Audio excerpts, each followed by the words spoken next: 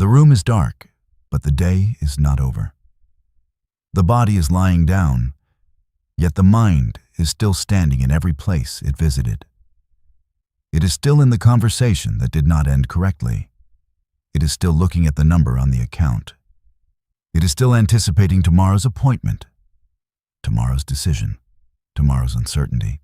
The eyes are closed, but inwardly the person is still answering messages, correcting mistakes, imagining danger, and reopening doors that daylight had already closed. Most people think sleep begins when consciousness disappears. It does not. Sleep begins earlier, in the final atmosphere you carry toward it. The hour before sleep is not empty time. It is not a meaningless corridor between one day and the next. It is a threshold. The conscious mind begins to loosen its grip. The body becomes less available to outer demands. Images rise more easily. Words carry farther. Emotional impressions descend more deeply. What was merely a passing thought at noon can become a seed at night because the usual defenses are tired, the noise is lower, and the hidden mind is listening without the same resistance. This is why so many people wake already burdened. They believe the morning created the heaviness, but the morning often reveals what the night received. A person may fall asleep repeating, "I cannot handle another day like this." The sentence is not examined. It is carried into darkness. The body hears exhaustion as identity. The subconscious hears tomorrow named in advance. The imagination gives the statement images. Then morning arrives, and the person says, "See, I knew I would wake tired." But the prediction was not innocent. It was a final offering. Every evening, something is placed at the gate of sleep. It may be resentment. It may be gratitude. It may be panic. It may be prayer. It may be the image of a feared future. It may be the felt certainty that guidance is already moving. It may be a repeated scene of humiliation.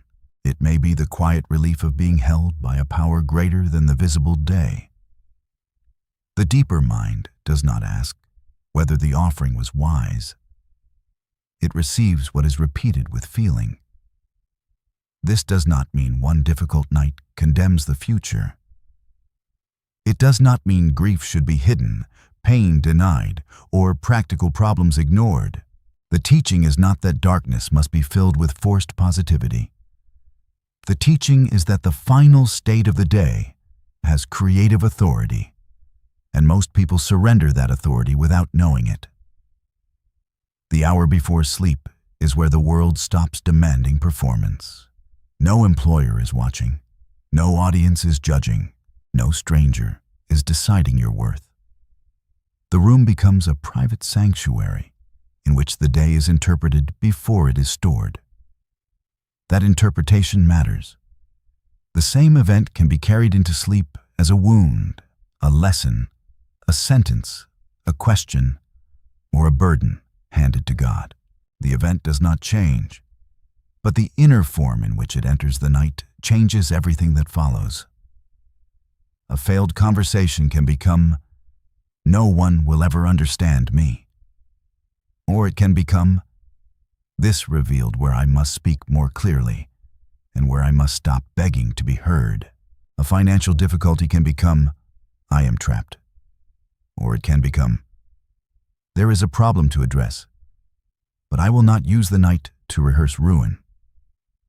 A bodily concern can become, "My body is betraying me." Or it can become, "My body is asking for attention, care, and wise support." I will not curse the instrument while it is asking to be heard. The mind carries one of these meanings towards sleep. Then the meaning becomes atmosphere. The atmosphere becomes instruction. The instruction becomes expectation. Expectation begins organizing perception, mood, posture, and action before the next day has fully formed. This book enters that hidden hour, that it will not treat sleep merely as a biological event, although the body deserves respect and practical care.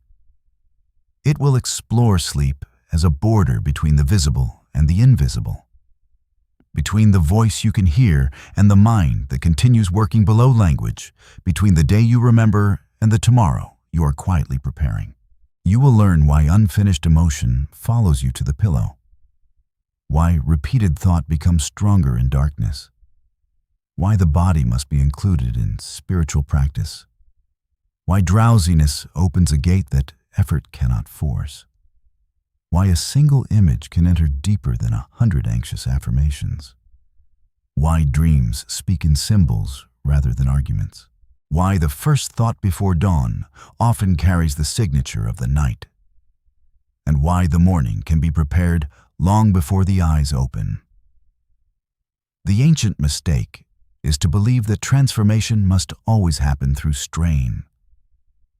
People try to command the mind when it is most offended. They shout new beliefs over old fear. They use effort against a system trained by repetition. Then, at night, they return unconsciously to the same emotional climate and wonder why the deeper pattern remains unchanged. The wiser path is not violent. It is precise. It understands timing. There are moments when the conscious mind is useful for planning, analysis, responsibility, and decision. There are other moments when it must stop arguing and become a quiet messenger. The hour before sleep belongs to the second kind. At that threshold, you do not need 10 desires. You need one clean direction. You do not need a speech. You need a state. You do not need to deny the day. You need to decide what the day will become within you. This is the hidden dignity of evening. You are allowed to close what cannot be solved tonight. You are allowed to stop paying emotional interest on a problem during the hours when no wise action can be taken. You are allowed to release the argument from the body. You are allowed to refuse to let fear write the first sentence of tomorrow. Sleep is not surrender to nothing. It is surrender to a deeper order already operating within the body, the mind, and the mystery of life. Every night, the body repairs without your command. Memory reorganizes. Emotion seeks integration. Ideas continue beneath awareness. The heart continues. Breath continues. Life continues its work, while the conscious self is absent from management. That fact alone should humble the controlling mind. You're not keeping yourself alive by vigilance. You are participating in a life that already knows how to continue when you release control. This does not make your final thoughts unimportant. It makes them sacred. You are not entering a blank chamber. You are entering a living process. What you bring to that process becomes part of what is carried forward. Tonight, before sleep, you will make an offering whether you intend to or not. The only question is what it will be. If this teaching is meeting you at the exact hour when your nights have become crowded with thought, take a quiet moment to subscribe and remain connected to this journey. Some truths are not understood in a single hearing. They become powerful when they return at the hour the soul is finally ready to receive them. For now, do not try to change everything. Notice only this. The night begins before sleep. The future begins before morning. And the final state of the day is never as private or powerless as it appears. There is another reason this hour matters. The mind gives emotional priority to what appears near a boundary. The final words of a conversation linger. The final scene of a film colors the memory of the whole story. The last interpretation of a day often becomes the summary the deeper mind stores. A day may have contained hours of support and one moment of conflict. If conflict becomes the final object of attention, the entire day is filed under danger. A day may have contained uncertainty and also courage. If courage is remembered last, the night receives a different identity. The final offering does not erase the day. It names the day. Naming is power. The hour before sleep is where you can say, "This day contained pain." But pain was not the whole day. This day contained uncertainty, but I was not abandoned inside it. This day contained work unfinished, but my worth is not unfinished. The deeper mind needs a final meaning large enough to contain the whole truth. The teaching can be practiced by anyone because every person already crosses this threshold. No new room must be found. No rare object is required. No public identity must be adopted. The temple is the final waking hour. The altar is attention. The offering is the state carried into darkness. This simplicity is why the practice is easily overlooked. Human beings often search for transformation in what is dramatic, while destiny is shaped in what is repeated. The night returns without applause. Its power hides inside familiarity. To use it consciously is to reclaim one of the most repeated moments of your life. Movement 1. Sunset. The day does not end when the light leaves. Sunset appears to close the day, but human beings rarely close with it. The sky changes color. Streets become quieter. Work ends for some. Doors are locked. Meals are prepared. Lamps replace sunlight. Yet inwardly, the day continues at full volume. Its unfinished movements follow the person home. The body changes location, but attention remains scattered across people, problems, and moments that have already passed. This is the first law of evening. What is not consciously completed will attempt to complete itself through repetition. The mind replays because it seeks resolution. It returns to the conversation because the response did not satisfy. It returns to the mistake because the image of the self was disturbed. It returns to the future because uncertainty feels unfinished. It returns to the pain because the body still expects danger. The repetition is not always evidence of weakness. Often, it is the mind trying to protect coherence. It wants the day to make sense before it releases it. The problem is that many events cannot be resolved through more thinking. A person cannot think another human being into understanding, cannot think a lost opportunity back into existence, cannot think tomorrow into certainty, cannot think the body into immediate obedience. At a certain point, repetition stops being processing and becomes worship. The mind kneels before what it cannot solve. This is how evening becomes a second work day, except there is no paycheck, no progress, and no visible product. The person lies on a couch while the nervous system continues laboring. The body is home, but the inner worker has not been dismissed. A mature evening begins with a deliberate ending. Ending does not mean denial. It means recognizing the boundary between what belongs to action and what belongs to release. Ask of every recurring thought, is there something wise I can do before sleep? If yes, do the smallest complete action. Write the message without sending it if the hour is wrong. Put the appointment on the calendar. Place the document by the door. Write the question you need to ask. Set aside the money that must be paid. Make a note for the morning. Give the mind evidence that the issue has a place. If no action can be taken, then the work of evening changes. The task is no longer to solve. The task is to stop offering the body to a problem that cannot be addressed in darkness. Many people confuse continued worry with continued responsibility. They believe that relaxing means becoming careless. But responsibility is not measured by the number of hours a problem occupies consciousness. Responsibility is measured by the clarity and integrity of the action taken when action is possible. Worry after action is not duty. It is fear refusing to leave the office. There is a metaphysical consequence to this confusion. Whatever receives repeated emotional attention acquires authority.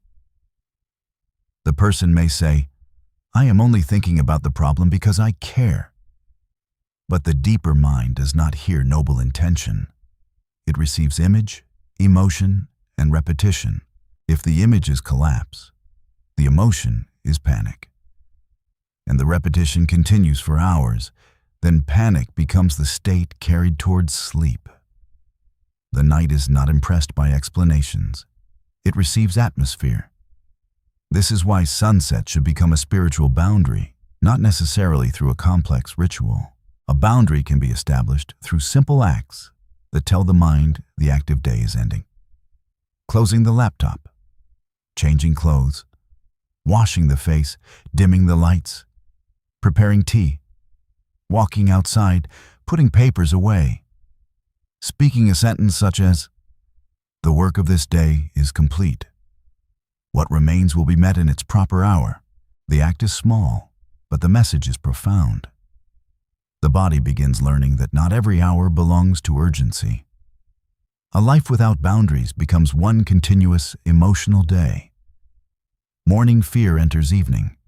Evening worry enters sleep. Sleep carries unrest into dawn. Dawn begins under the influence of yesterday. The person says every day feels the same because the days were never truly separated. Sunset exists to divide. It tells the earth that one form of light has completed its task. It does not panic because darkness approaches.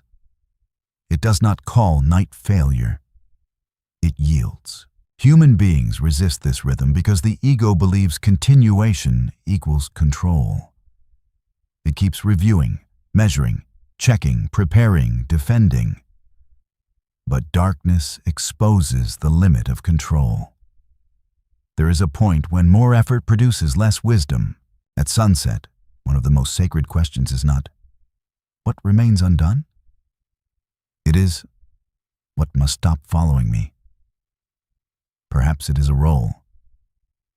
All day you were the employee, the caregiver, the provider, the decision maker, the one who stayed strong. Evening asks whether you can remove the role without feeling that you disappear. Some people cannot rest because usefulness became identity. When activity stops, an emptiness rises. They do not know who they are without the next demand. Therefore, the hour before sleep becomes uncomfortable. The silence threatens the identity built around constant response. This is why people reach for stimulation. The screen fills the gap. Noise prevents encounter. The mind remains occupied enough to avoid asking what the day actually did to the soul. But a spiritual evening is not merely less stimulation. It is greater honesty. What are you carrying that is not yours? What emotion belongs to someone else? What accusation did you accept? What expectation entered your body? What part of the day are you still trying to rewrite through repetition? What would remain if you stopped rehearsing it? The last question is often frightening. A person may discover that without the problem, there is grief. Without the argument, there is loneliness. Without worry, there is a need to trust. Without busyness, there is a life waiting to be felt. Do not rush past that discovery. The aim is not to make evening pleasant at any cost. The aim is to make it true. A true evening can contain sadness. It can contain tears. It can contain uncertainty. But it does not confuse feeling with endless mental prosecution. You may feel grief without building a courtroom.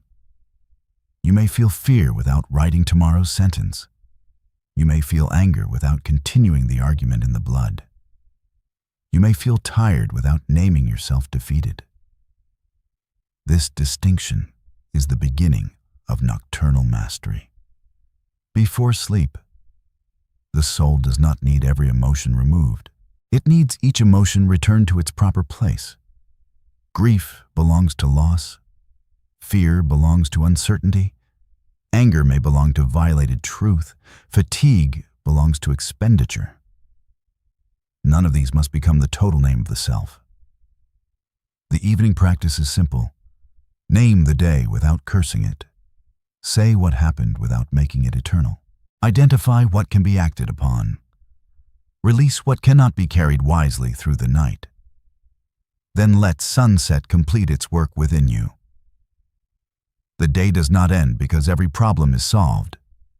The day ends because the soul refuses to keep living it after its hour has passed. Only then can night become more than darkness. It can become a new field. The modern world makes this separation more difficult because work and social life now travel inside the hand.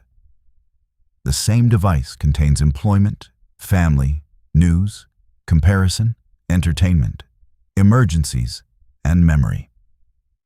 There is no physical journey home from many of these demands. They wait beside the bed.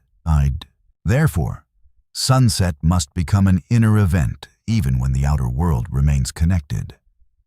Choose an hour after which information must justify its entrance. Not every message is urgent because it arrived. Not every headline deserves the final state of the day. Not every person's anxiety deserves access to the nervous system at night. This is not withdrawal from life. It is refusal to let life become one undifferentiated stream. The soul needs thresholds. A door means something because it separates one room from another. Without thresholds, every demand enters every sacred space. Create a small act that marks the transition. Put the phone in another place. Wash the hands slowly, as if removing the emotional dust of the day. Light a lamp used only for evening. Read a few lines that restore scale. Speak the names of those you love without carrying their problems. Let the body learn that this gesture means the world is no longer allowed to enter without permission. Ritual is repetition given meaning. The deeper mind responds to repeated meaning. In time, the act itself begins lowering the inner volume. The day ends not when the world stops speaking, but when you stop granting every voice equal access. Movement 2. The unfinished day. An unfinished day is not a day with incomplete tasks. Every day ends with something incomplete. There will always be messages unanswered, rooms not fully ordered, plans not perfectly executed, relationships not fully understood, and desires not yet fulfilled. An unfinished day is a day that has not been emotionally interpreted. Events occurred, but the soul has not decided what they mean. Therefore, the mind keeps returning to them, trying to produce a conclusion. This is especially powerful after disappointment. A person expected kindness and received distance, expected progress and received delay, expected strength and felt weakness, expected recognition and was overlooked. The outer event may be small, but the inner expectation breaks, and the mind does not know where to place the fracture. So it repeats. The repetition asks, "What does this say about me?" That hidden question is more important than the event. Most nighttime thought is not truly about what happened. It is about identity. The mind revisits the meeting because it fears being unimportant, replays the message because it fears rejection, reviews the expense because it fears being unsafe, scans the body because it fears becoming powerless, rehearses tomorrow because it fears not being able to meet it. The day remains unfinished because the self remains undefined inside it. A metaphysical reading of evening begins here.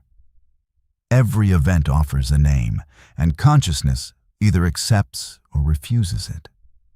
A failure offers the name incompetent.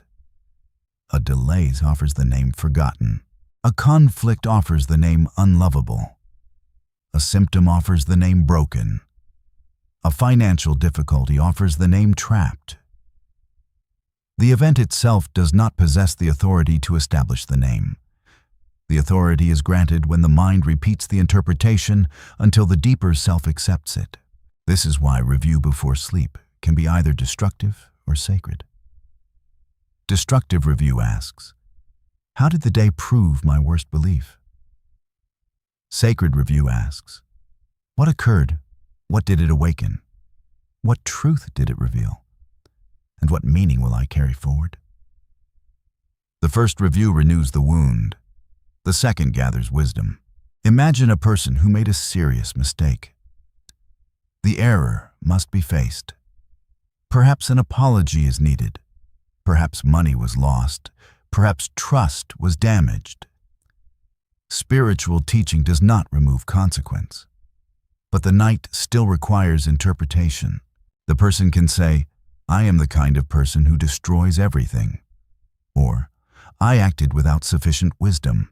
I will face the result, repair what can be repaired, and refuse to turn one action into the permanent identity of my soul. The second statement is not escape. It is responsibility without self-curse. This matters because shame is often mistaken for moral seriousness. People believe continued self-punishment proves that they care. But shame keeps attention fixed on the damaged image of the self. Responsibility turns attention toward truth, repair, learning, and a different action. Shame repeats the past. Responsibility prepares the future. The hour before sleep should not become a sanctuary for shame. There is another form of unfinished day. Borrowed emotion. You may have spent time with someone anxious, bitter, frightened, or despairing. Compassion opened the door.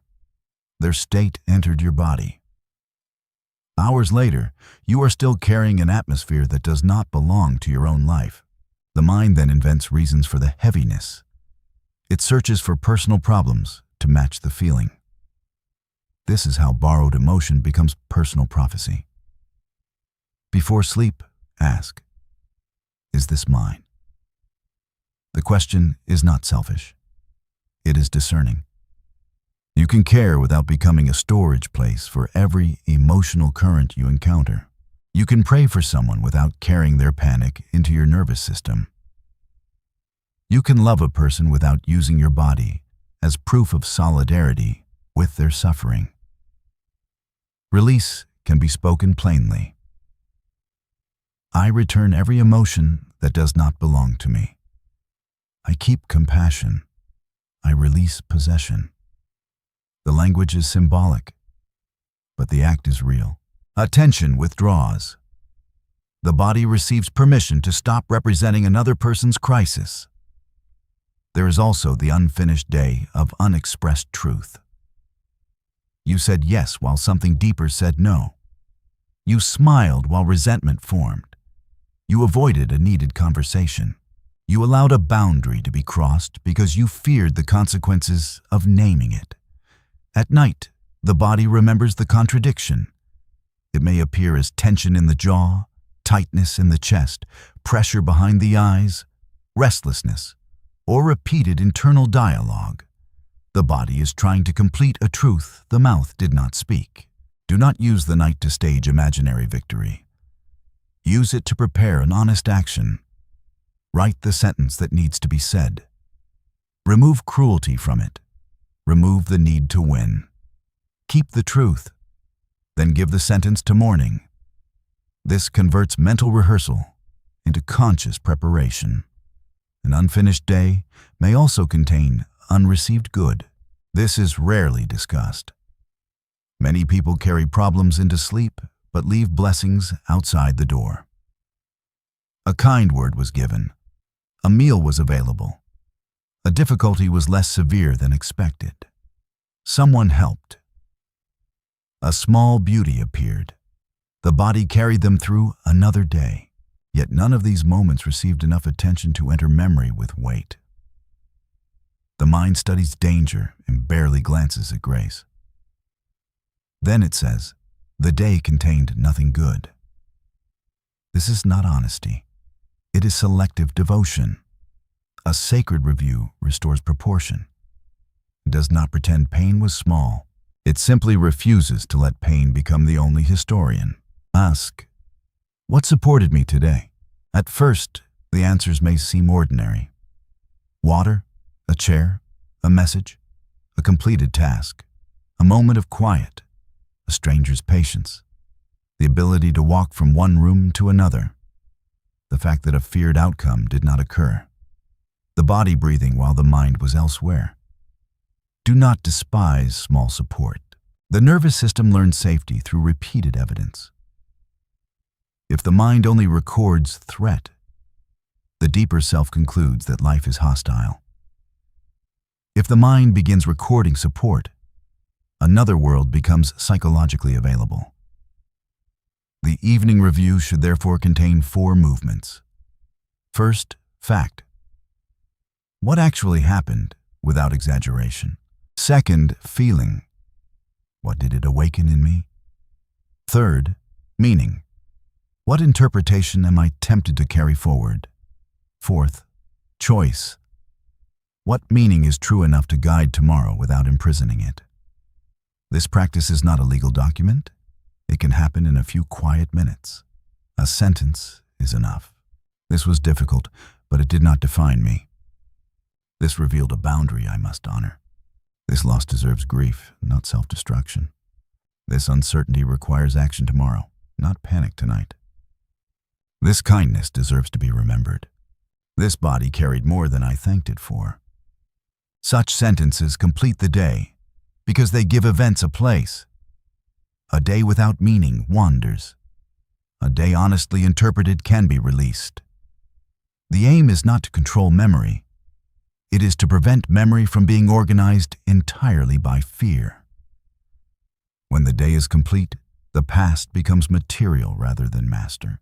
Then the mind can approach sleep without dragging every open door behind it. Resentment is one of the strongest forces that keeps a day unfinished. The mind claims it is reviewing injustice, but often it is renewing contact with the offender. Each repetition brings the person back into the body. Their voice returns. Their expression returns. The nervous system continues paying for an event after the event has stopped. The night cannot become free while it is used as a courtroom. Justice may require action, documentation, distance, truth, or consequence. But inner prosecution after action is complete, rarely produces justice. It produces occupation.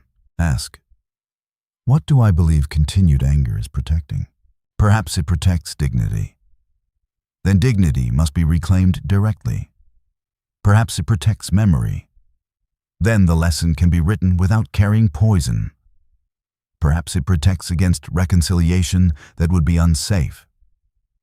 Then a boundary can remain without hatred. Release does not require forgetting.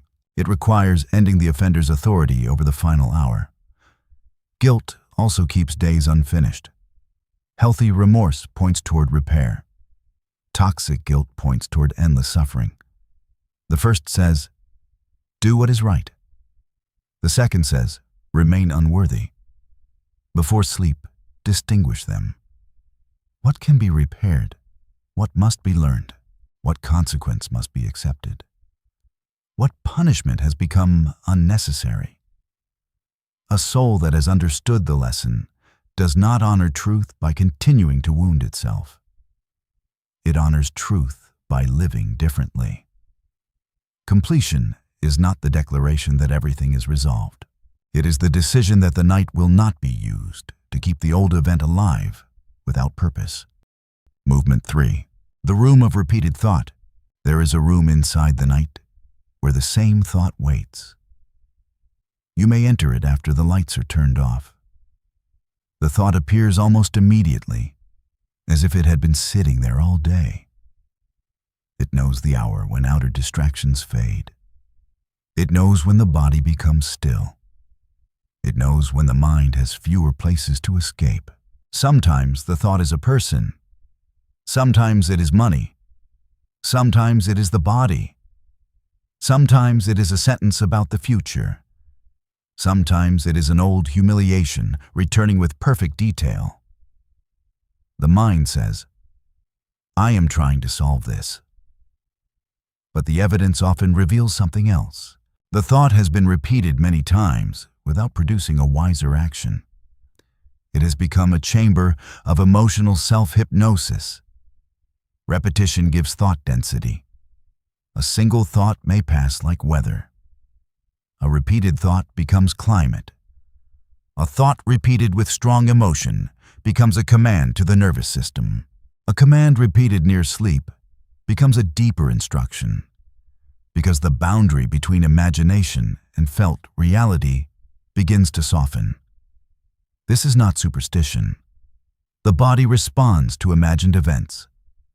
The heart can accelerate while nothing is happening in the room. Muscles tighten for a conversation that exists only in memory. Breath changes for a future scene that may never occur.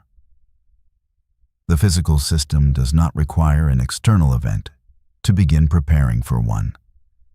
Therefore, the hour before sleep becomes dangerous when imagination is left entirely under the authority of fear. Fear is an excellent producer. It creates images quickly, edits out contradictory evidence, and repeats the worst scene until the body accepts rehearsal as preparation. But rehearsal is not neutral. Whatever is rehearsed becomes easier to enter. Rehearse defensiveness, and the body will arrive defended. Rehearse humiliation, and the attention will search for insult. Rehearse collapse, and the mind will overlook resources. Rehearse rejection, and neutral distance will look like abandonment. The person then says the rehearsal predicted reality. Often it helped organize the response that made the feared interpretation more likely. The purpose of this teaching is not to blame the suffering mind. Repeated thought usually formed around something that mattered. The person feared loss because love mattered. Feared financial ruin because safety mattered. Feared illness because life mattered. Feared judgment because belonging mattered. The deeper desire inside fear is often sacred, but fear distorts the desire by turning attention toward endless threat. The first step is not to fight the thought. War gives it more emotional importance. The first step is to remove its disguise. Ask, "What are you trying to protect?" The repeated thought may answer, "I am trying to protect you from surprise," or "I am trying to prevent another abandonment," or "I am trying to make sure you never feel powerless again," or "I am trying to force certainty before you rest." Thank the intention. Reject the method. Say inwardly, "I understand why you came, but repeating danger is no longer the way I prepare." This establishes authority without cruelty. The second step is to separate the image from the fact. What is happening now? Not tomorrow, not a memory, now. Perhaps you are in a bed. The room is quiet. The feared person is not present. The financial problem exists, but no immediate transaction is required. The appointment is tomorrow, but no decision can be made tonight. The body sensation is real, but the catastrophic story is additional. Return to fact. The sheets, the breath, the wall, the darkness, the sound outside, the weight of the body being held. This is not avoidance. It is restoration of time. Fear collapses time. It brings tomorrow into tonight and yesterday into the body. Presence returns each event to its proper hour. The third step is to give the mind another image, not a grand fantasy that produces tension, not a scene so distant from current belief that the whole system rejects it. Choose an image of completion. See yourself making the call calmly. See the bill placed in order. See the difficult conversation ending with dignity. See yourself receiving support. See the body resting inside care. See tomorrow's self meeting the situation with steadiness. The aim is not to force an external person or event. The aim is to establish the state from which you will meet it. A calm inner image teaches the body another possibility. The fourth step is repetition without strain. The old thought became strong because it was repeated. The new state must also become familiar. But familiarity cannot be built through desperate intensity. Desperation tells the deeper mind that the desired state is absent. Gently return. The mind wanders to danger. Return to the chosen scene. The body tightens. Soften one place. The argument resumes. Replace it with silence or a clean final sentence. The future collapses. Return to the next wise action. This is training. The mature mind does not expect perfection on the first night. It understands that old rooms are revisited because they became familiar. Familiarity feels like truth. The new room must be entered often enough that peace no longer feels foreign. There is another form of repeated thought. Desire examined anxiously. A person wants love, provision, healing, or opportunity. Before sleep, they check the desire repeatedly. Is it coming? Why is it not here? What am I doing wrong? This seems spiritual because the desire is being contemplated. But the emotional message is absence. The deeper mind receives waiting, lack, uncertainty, and self-doubt.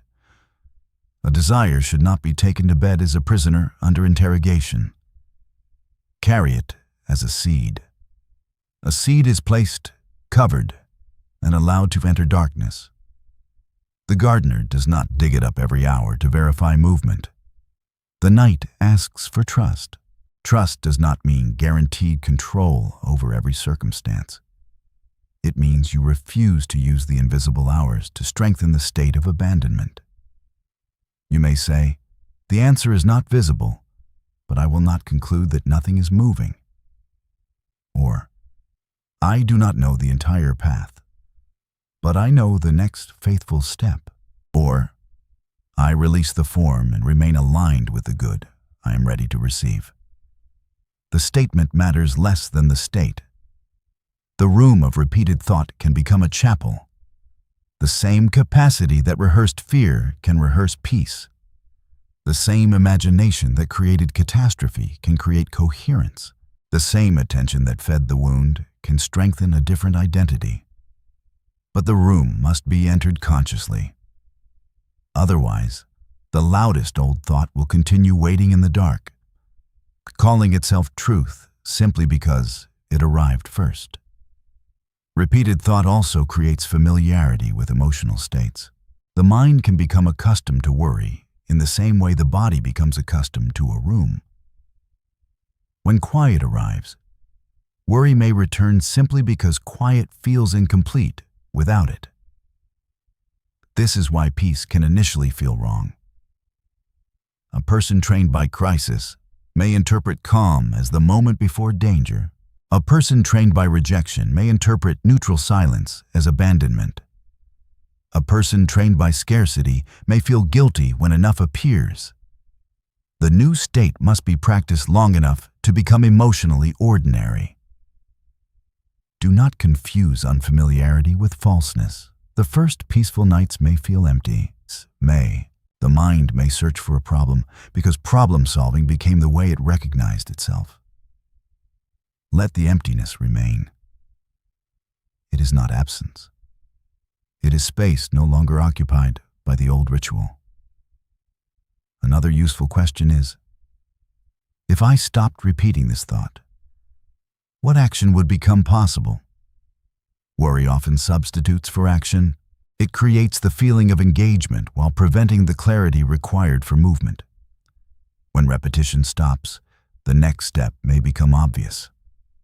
A call, a boundary, a plan, a request, a decision, a period of waiting. The room of repeated thought is transformed when thought becomes servant again. Thought is useful when it clarifies. It becomes destructive when it circles without producing wisdom. At night, do not ask thought to do the work of trust. Interlude 1. The inventory of evening. Before the night deepens, take an inventory, not an inventory of achievements, not a list designed to prove productivity. This is an examination of what is still occupying the inner rooms. Ask slowly, what event am I still reliving? What person is still speaking inside me? What fear am I calling preparation? What responsibility can be scheduled rather than rehearsed? What emotion did I absorb from someone else? What truth did I refuse to name? What good occurred that I nearly failed to receive? What identity did the day offer me? What identity am I willing to carry into sleep? Write only what is necessary. Then divide the page into 3 parts. The first is called What Requires Action. Place there every matter that has a clear next step. Keep the steps small and specific. A phone call, a payment, a question, a boundary, an appointment, a document, an apology, an hour reserved for work. The second is called What Requires Feeling. Place there what cannot be solved because it must be grieved, accepted, forgiven, or allowed to move through the body. Do not turn feeling into analysis. Give it breath, tears, silence, prayer, or honest words. The third is called What Requires Release. Place there every argument that cannot be completed tonight, every imagined disaster without present evidence, every burden that belongs to another person, every outcome beyond your control, and every old scene you have already studied enough. Then speak. I will act where action is mine. I will feel what is true. I will release what does not belong to this hour. This is how the evening becomes complete enough for sleep. Movement 4. The body at the threshold. The mind does not enter sleep alone. It carries the body with it. Every unresolved thought has a posture. Every fear has a breath. Every argument leaves a trace in the jaw, the chest, the stomach, the hands, or the muscles around the eyes. The body becomes the final page on which the day is written. This is why a person can say, I am trying to relax, while the whole physical instrument remains prepared for danger. The words ask for rest. The body has not received the message. The threshold of sleep is therefore not crossed by thought alone. It must be crossed through the body. Many spiritual practices fail at night because they speak to the mind while ignoring the nervous system.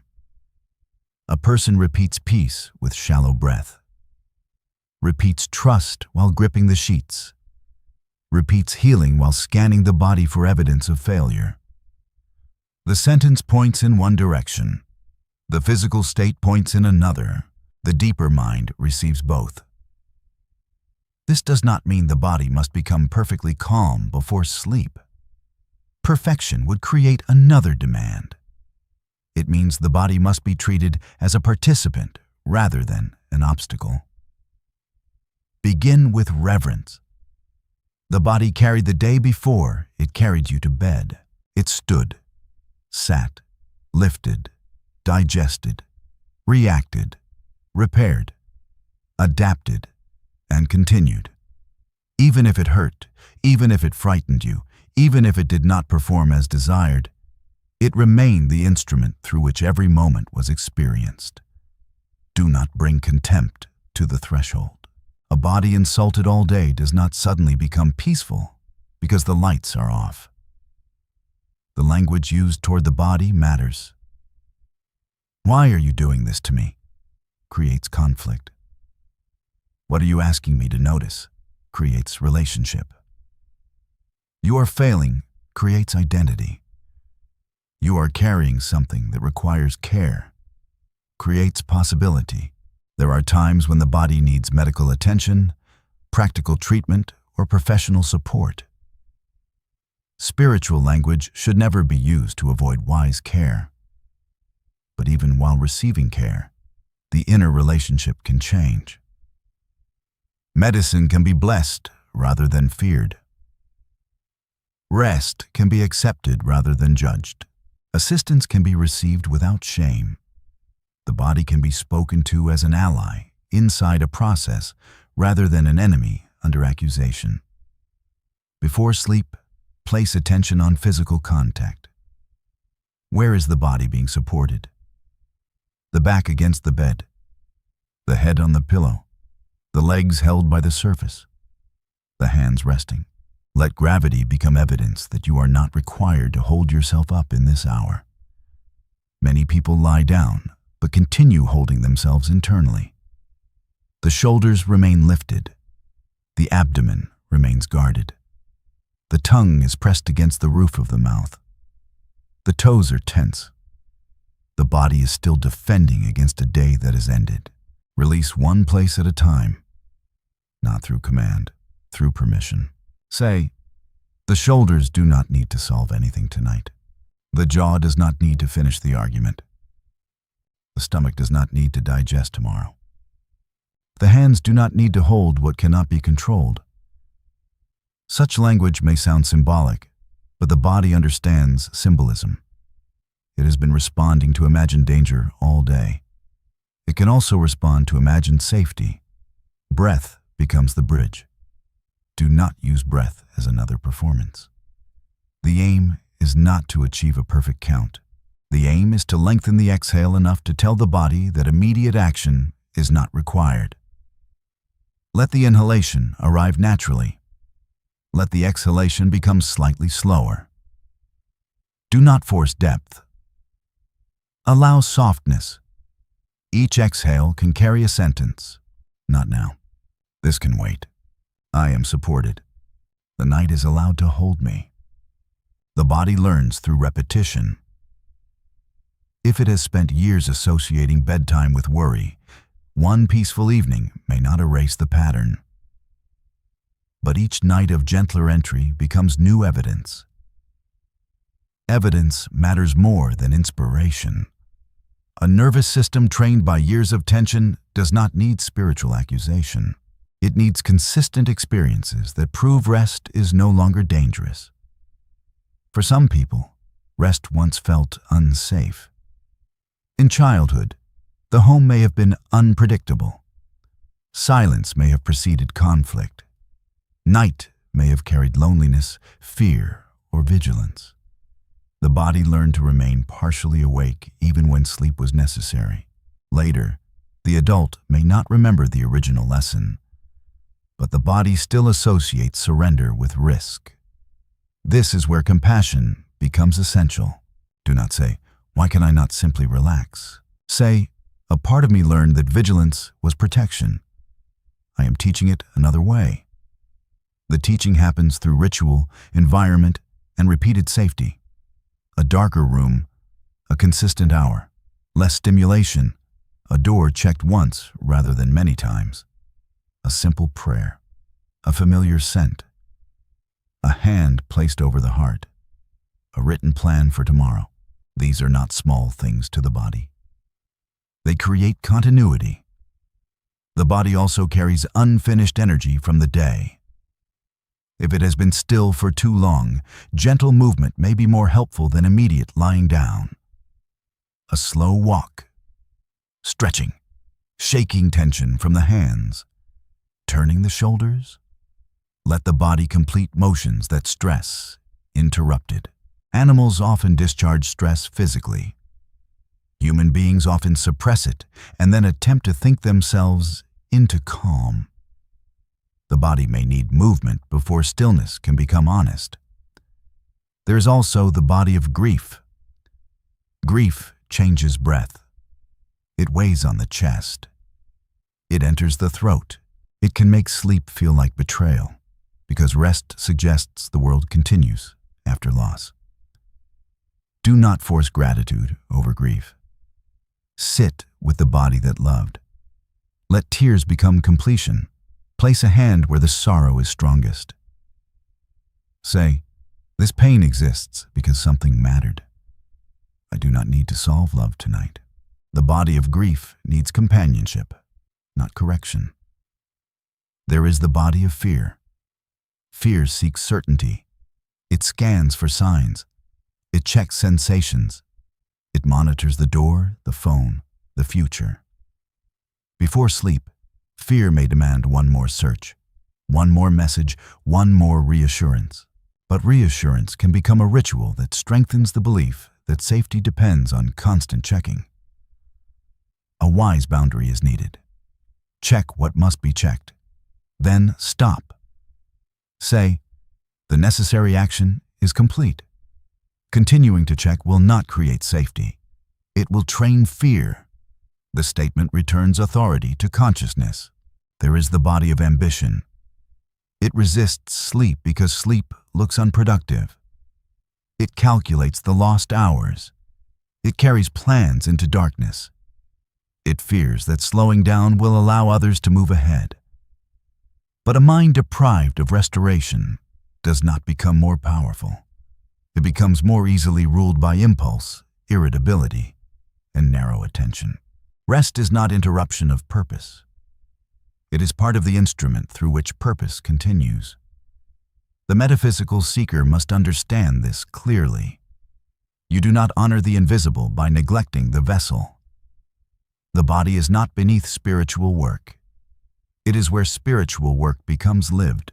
A calm statement embodied in breath is more powerful than a dramatic declaration spoken over physical panic. A small act of care repeated nightly is more creative than a grand promise made once. The body at the threshold is listening. It is listening to how you touch it, how you name it, how you breathe, how you interpret sensation, and whether you permit the day to leave. Treat the body as sacred ground. Then sleep no longer feels like falling away from control. It begins to feel like entering a deeper form of care. A complete bodily ritual can be simple. Begin at the feet. Thank them for carrying the day. Move attention upward without demanding sensation to change. Notice the legs, the abdomen, the chest, the hands, the throat, the face. Wherever tension is found, do not accuse it. Ask what it has been holding. Sometimes the answer is not verbal. The body may respond through a deeper exhale, a memory, tears, or warmth. Let the response happen, then offer one sentence to each area. You are allowed to stop now. You are not responsible for tomorrow tonight. You do not need to protect me from what is not present. I will listen again in the morning. This creates trust between consciousness and the body. The body learns that its signals will not be ignored, but they also will not be turned into catastrophic prophecy. The difference is profound. Obsession listens with fear. Reverence listens with steadiness. The body should also be protected from the final stimulants of the day. Harsh light, endless scrolling, conflict, heavy information, and rushed eating tell the system that activity is continuing. A sacred evening does not require perfect conditions, but it benefits from consistency. The room can become a message.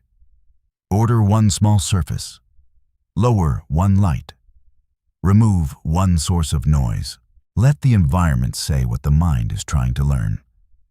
The emergency has ended. The body believes repeated conditions. Build conditions that make surrender more believable. Movement 5. The gate of drowsiness. There is a moment before sleep when the world loses its sharp edges. The room is still present, but it begins to recede. Thoughts become less linear. Images appear without being deliberately summoned. Time loosens. The body grows heavy while the mind becomes strangely fluid. This is the gate of drowsiness. It is one of the most overlooked states in human life because it lasts only briefly and is difficult to observe without disturbing it. Yet, metaphysical traditions have long recognized its power. At this threshold, The conscious mind is no longer holding every belief with the same force. The inner critic becomes slower. The imagination becomes more vivid. A suggestion can enter without encountering the usual argument. The gate is not magical because it suspends natural law. It is powerful because resistance changes.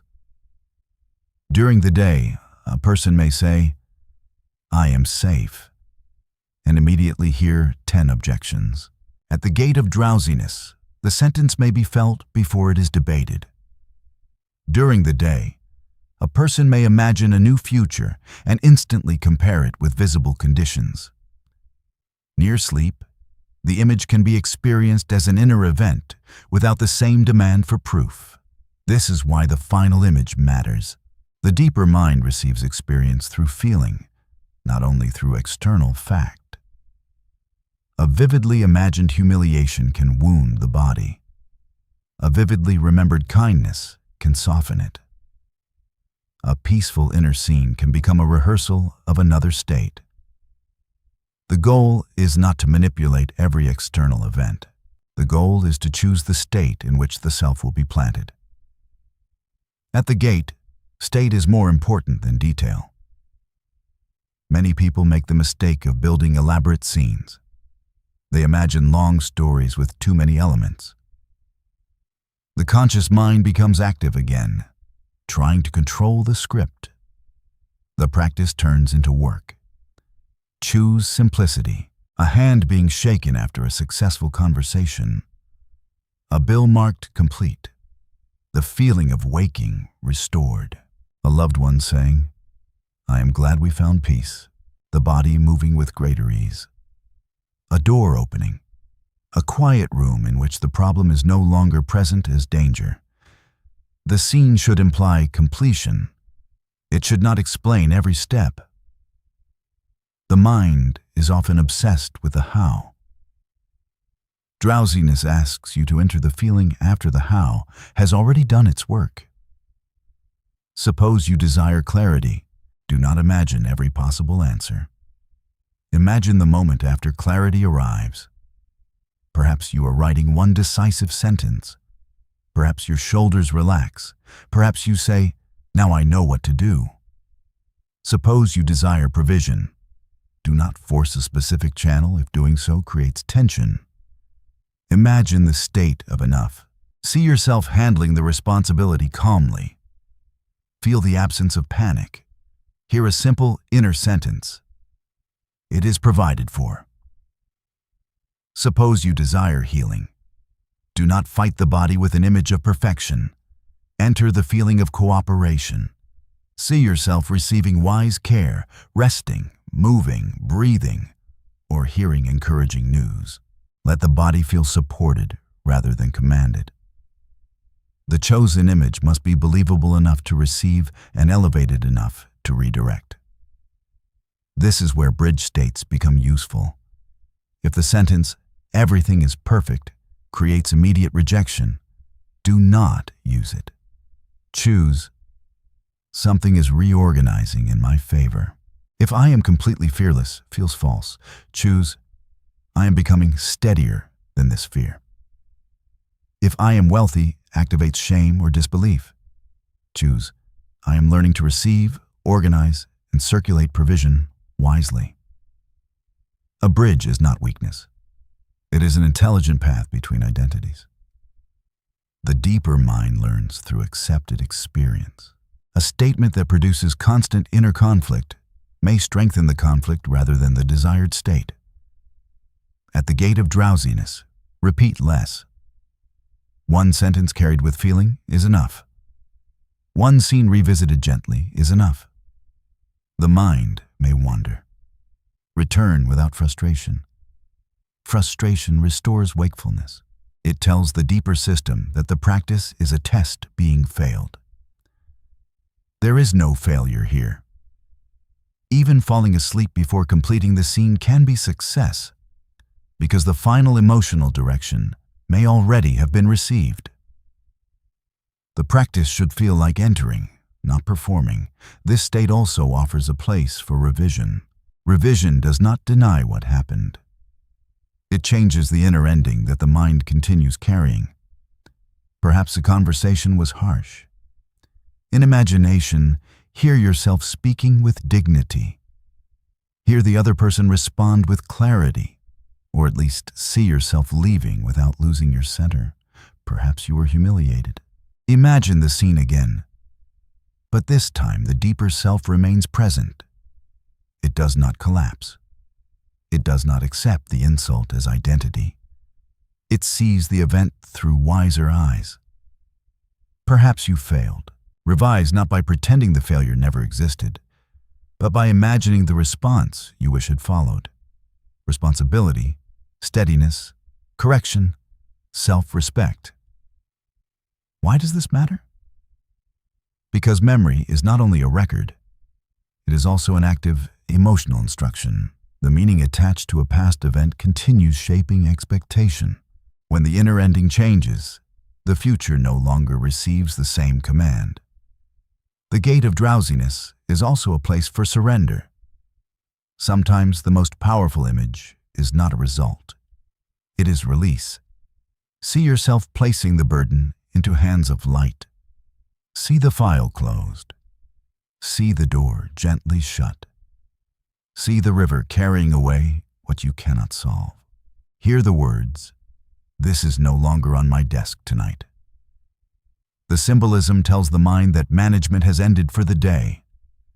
There are nights when no chosen image feels possible because grief, pain, or fear is too strong. Do not force creation over a distressed system. Use the gate for one simpler offering: companionship. Imagine being held. Imagine sitting beside a wise presence. Imagine a hand on the shoulder. Imagine hearing. You do not have to understand everything tonight. The first need may not be manifestation. It may be safety. A frightened mind cannot receive a future it does not feel safe enough to inhabit. Therefore, safety is not a lesser state. It is foundational. The gate should never be used to deny practical reality. If action is required tomorrow, prepare to act. If support is needed, seek it. If the body needs care, arrange it. But once the wise step is identified, the gate is not the place for more management. It is the place where the identity capable of meeting the step is strengthened. This is the deeper law. The knight does not need to know every external detail. It needs to receive who you are becoming in relation to the detail. Calm, guided, supported, responsible, available. No longer abandoned by your own attention. The gate of drowsiness opens naturally every night. You do not need to create it. You need only stop filling it carelessly. Do not bring the loudest fear simply because it was loud. Do not bring the day's insult simply because it was painful. Do not bring the old identity simply because it was familiar. Choose the final state with the reverence of someone placing a seed into sacred ground. Then, let the gate close behind you. Prayer at the gate of drowsiness should be different from prayer in the middle of crisis. Crisis prayer often contains urgency. Night prayer should become slower than the fear it is addressing. Instead of many requests, choose one relationship with the divine. You are here. I am held. Guide what I cannot see. Receive what I cannot carry. Repeat until the words become less like speech and more like atmosphere. The aim is not to persuade God. The aim is to become present to the nearness that anxiety concealed. This is why gratitude before sleep can be so powerful. Gratitude is not payment for blessings. It is a change of position. The mind stops standing outside life as a beggar and enters the fact that something has already been given. Breath, time, shelter, a lesson, one remaining relationship, the possibility of another morning. From gratitude, desire becomes less desperate. The person can ask without declaring absence as the only truth. At the gate, Silence may become the highest prayer. After the sentence is spoken, stop. Let the inner room be quiet. Do not continue explaining the request to the intelligence of life as if clarity depended on length. Speak, feel, release. The gate opens most deeply when the ego no longer insists on supervising what enters. Interlude 2. The prayer of release. Before entering the deeper night, sit or lie still. Let the problem come to mind once. Do not enlarge it. Do not explain it. Name it plainly. Then say, "This is the matter before me. I accept what is real. I accept the action that belongs to me. I release the demand to control what belongs to time, to other people, and to the wisdom beyond my present sight." Breathe. I withdraw my body from the future I have been rehearsing. I withdraw my attention from the argument that cannot be completed tonight. I withdraw my identity from the condition that tried to name me. Breathe again. What can be repaired will meet my hands in its proper hour. What must be learned will become clear. What must leave is allowed to leave. What must arrive is allowed to find me through channels I do not yet see. Now imagine placing the matter outside the room, not denied, not destroyed, simply removed from the bed. See a door close gently. Say, "The night is not a courtroom. The bed is not a workplace. The body is not a battlefield. I release management. I enter rest." Do not ask whether you released perfectly. Release is not a feeling you must achieve. It is a decision you may repeat each time the mind reaches again for the burden. When it returns, answer, "Not tonight." Those two words can become a sacred boundary. Movement 6. The seed before sleep. A seed is small enough to be ignored and powerful enough to become a forest. The final thought before sleep often has this quality. It may be only a sentence, an image, a feeling, or a conclusion. Yet because it enters at the threshold, it can continue below awareness, while the conscious mind is no longer interfering. The seed is not necessarily the last thought in a literal sense. The mind may drift through fragments before sleep. The deeper seed is the dominant state being carried beneath those fragments. A person may think of many things while falling asleep, but the underlying state is fear. Another may think of unfinished tasks, but beneath them is trust. The surface changes. The root state remains. This is why spiritual work before sleep must go deeper than wording. The question is not only, what sentence am I repeating? The question is, what am I emotionally assuming to be true?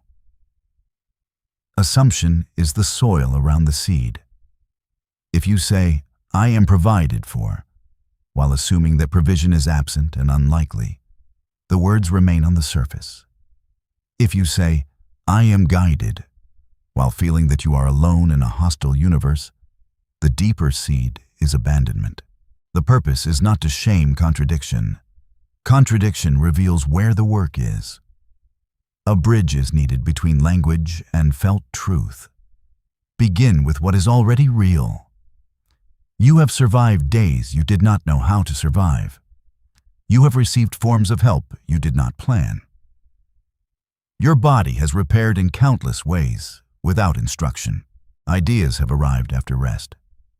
Time has changed the meaning of events that once seemed final. You have been carried by processes you did not control.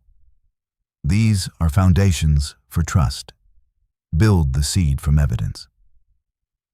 I do not know the whole answer, but I have not been without support. I cannot see the path, but the next step can become clear. My body knows forms of restoration my conscious mind cannot command. The problem is real, but it is not the only force at work. Such statements do not require fantasy. They open the sealed conclusion. The seed should also be singular. Many seekers bring a list to the night. They want money, healing, reconciliation, purpose, peace, and a sign, all in one practice. The mind moves rapidly from desire to desire, reinforcing the feeling that nothing is present. Choose one root state that can bless many areas. Peace, guidance, provision, worthiness, restoration, trust, coherence. If peace becomes familiar, decisions improve. The body softens. Relationships become less reactive. Sleep deepens. Attention becomes clearer. If guidance becomes familiar, uncertainty loses some authority. The mind notices relevant information. The person acts with greater precision. If provision becomes familiar, the body stops meeting every expense as proof of abandonment. The person can organize, receive, serve, and choose without panic. A root state multiplies. This is more powerful than chasing 10 outcomes. The seed must be protected from contradiction, especially in the minutes after it is planted. Do not complete a peaceful practice and then reopen messages that trigger conflict. Do not enter gratitude and then return to news designed to produce alarm. Do not imagine healing and then spend the final moments scanning the body for danger. The final environment matters. Once the seed is planted, let darkness cover it. There is wisdom in not touching it again. The seed before sleep can also be a question. Not every night requires an affirmation. Sometimes consciousness needs to ask and release. What am I not seeing?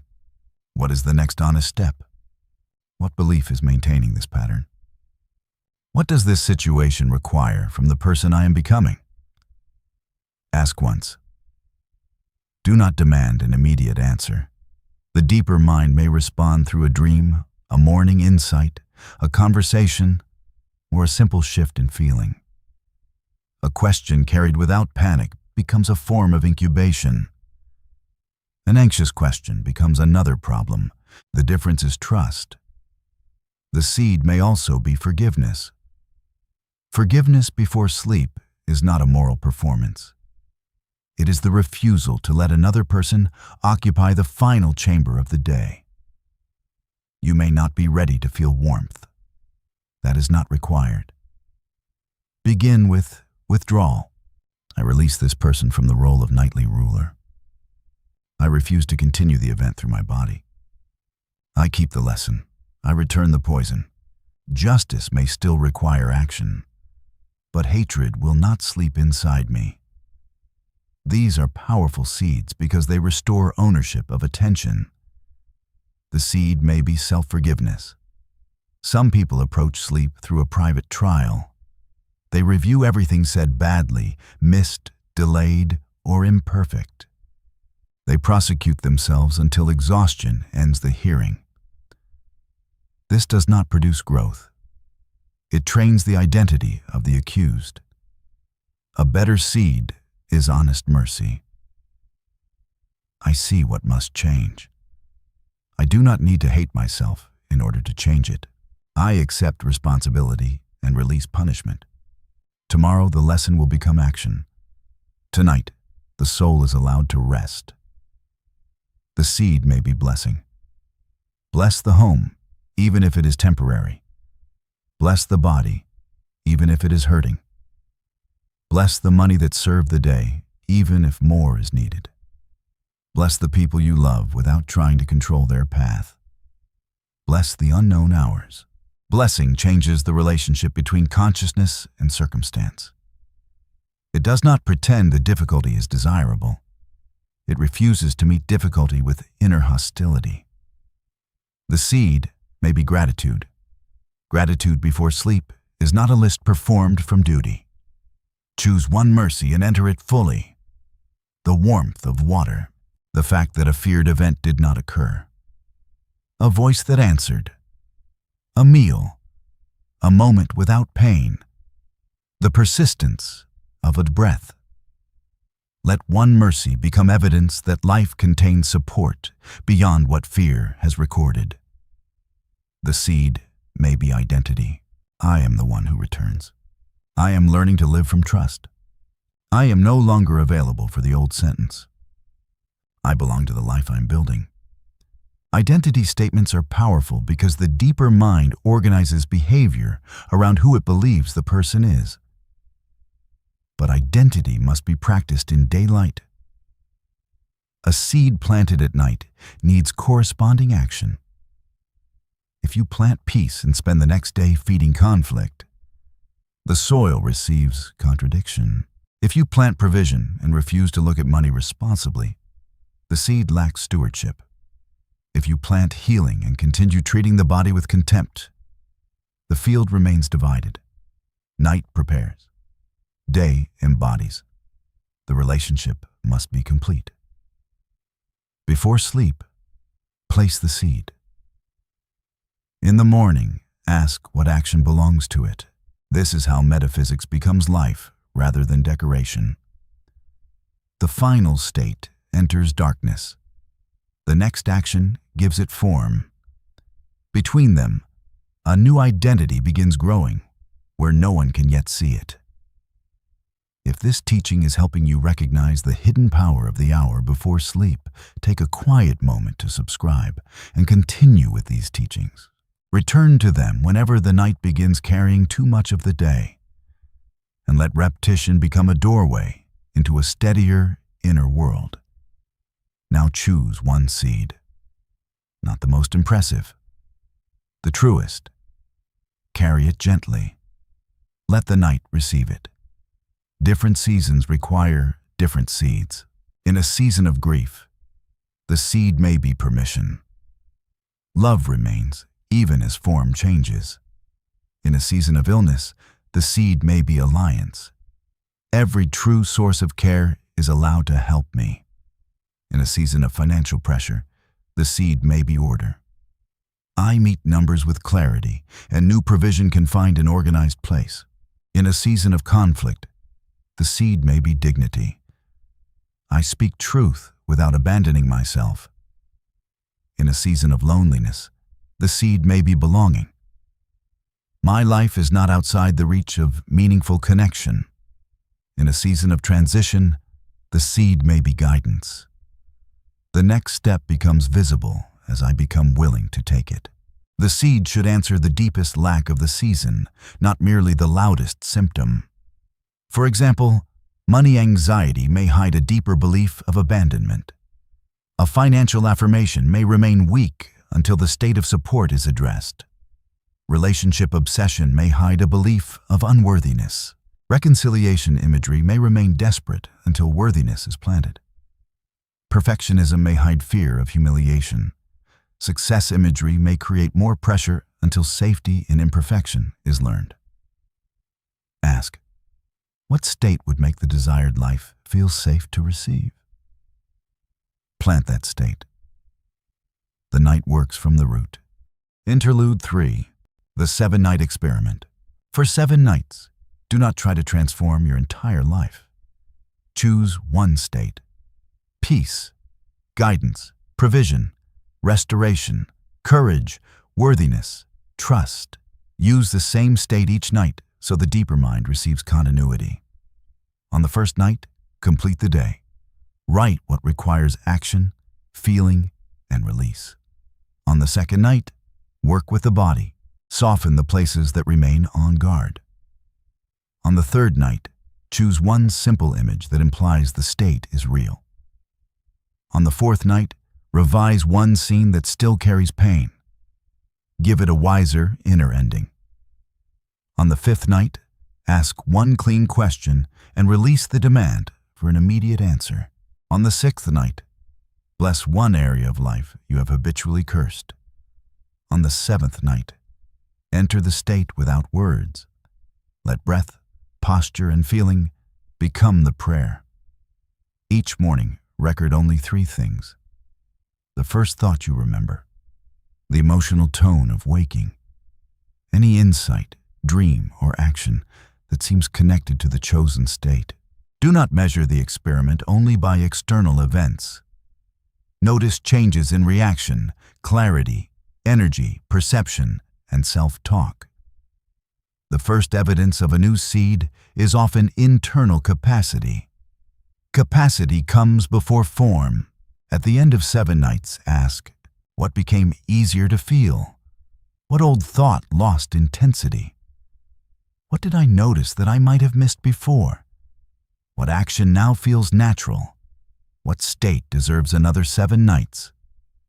The experiment is not a test of whether the universe obeys a deadline.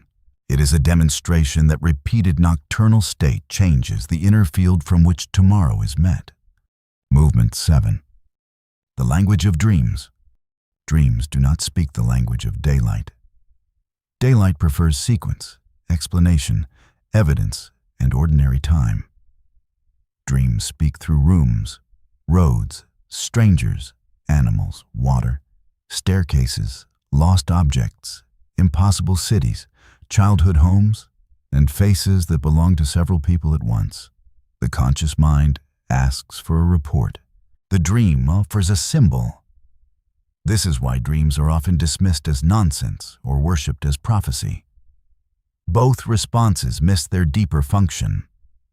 A dream is not always a message from beyond, and it is not always random debris. It may be a meeting place where memory, emotion, desire, fear, bodily sensation, and the deeper intelligence of the psyche arrange themselves into images. The wise approach is neither superstition nor contempt. It is attention. The night may reveal what the day refused to feel. A person who remains composed under pressure may dream of a flooded house. A person who insists a relationship no longer matters may dream of searching for someone in a crowd. A person who feels trapped may dream of doors that will not open. A person entering a new stage may dream of travel, birth, bridges, unfamiliar rooms, or missing luggage. The symbol is not a fixed code. Water does not mean the same thing for everyone. A house may represent the self, the family, safety, memory, or simply a recent concern. The meaning emerges from relationship. Ask not only, what does this symbol mean? Ask, what did I feel inside it? Fear, relief, shame, wonder, urgency, grief, freedom, confusion. Emotion is often the bridge between the image and the waking pattern. Suppose you dream of being late. The surface image is time. The deeper feeling may be failure, missed opportunity, or the belief that life is moving without you. Suppose you dream of returning to an old home. The dream may not be asking you to go back physically. It may be showing that an old identity remains active. Suppose you dream of finding a hidden room. The image may suggest a capacity, memory, or part of the self that has not been entered consciously. The dream speaks in living metaphors because the deeper mind does not organize experience only through argument. This is important for the hour before sleep. The seed you carry may influence the field from which dreams arise. A clean question can be answered symbolically. A repeated fear can stage itself dramatically. A desire can reveal both its promise and the resistance surrounding it. Do not assume every dream predicts an outer event. Many dreams are internal weather. They show the state, not the future. A dream of catastrophe may reveal the intensity of fear, not an approaching disaster. A dream of reunion may reveal longing, not a guaranteed return. A dream of death may symbolize transition, not physical death. Discernment protects the dreamer from becoming a servant of symbols. The purpose of a dream is not to replace judgment. It is to enlarge awareness. When you wake from a powerful dream, remain still for a moment. Movement can dissolve memory quickly. Recall the final scene, then move backward. Record images before interpretation. Write what happened. Who appeared? What place was important? What emotion remained after waking? What part of current life carries the same emotion? What changed in the dream? What was I trying to reach, escape, protect, or recover? Then wait. Meaning often ripens over days. A phrase heard later, a conversation, or a new feeling may illuminate the symbol.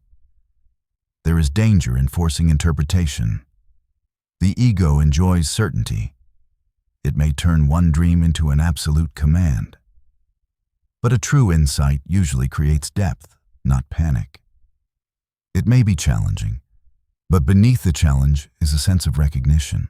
A false interpretation often inflates fear, superiority, or obsession. The dreamer must remain humble. Dreams can also expose the contradiction between conscious intention and subconscious state. A person may declare forgiveness during the day and dream of revenge. This does not mean the practice failed. It means another layer remains. A person may affirm abundance and dream of losing everything. The dream may reveal how strongly the identity of lack is still organized. A person may desire change and dream of missing a train. The deeper self may be showing fear of transition. Do not condemn the contradiction. Use it as information. The dream shows what must be integrated, not what must be hated. There are also dreams of guidance. A simple sentence arrives with unusual clarity. A deceased loved one appears in peace. A path opens. A lost object is found. A teacher appears. A luminous place is entered. The person wakes with more than emotion. There is a quality of order. Receive such dreams with gratitude. But do not build an entire life on one image.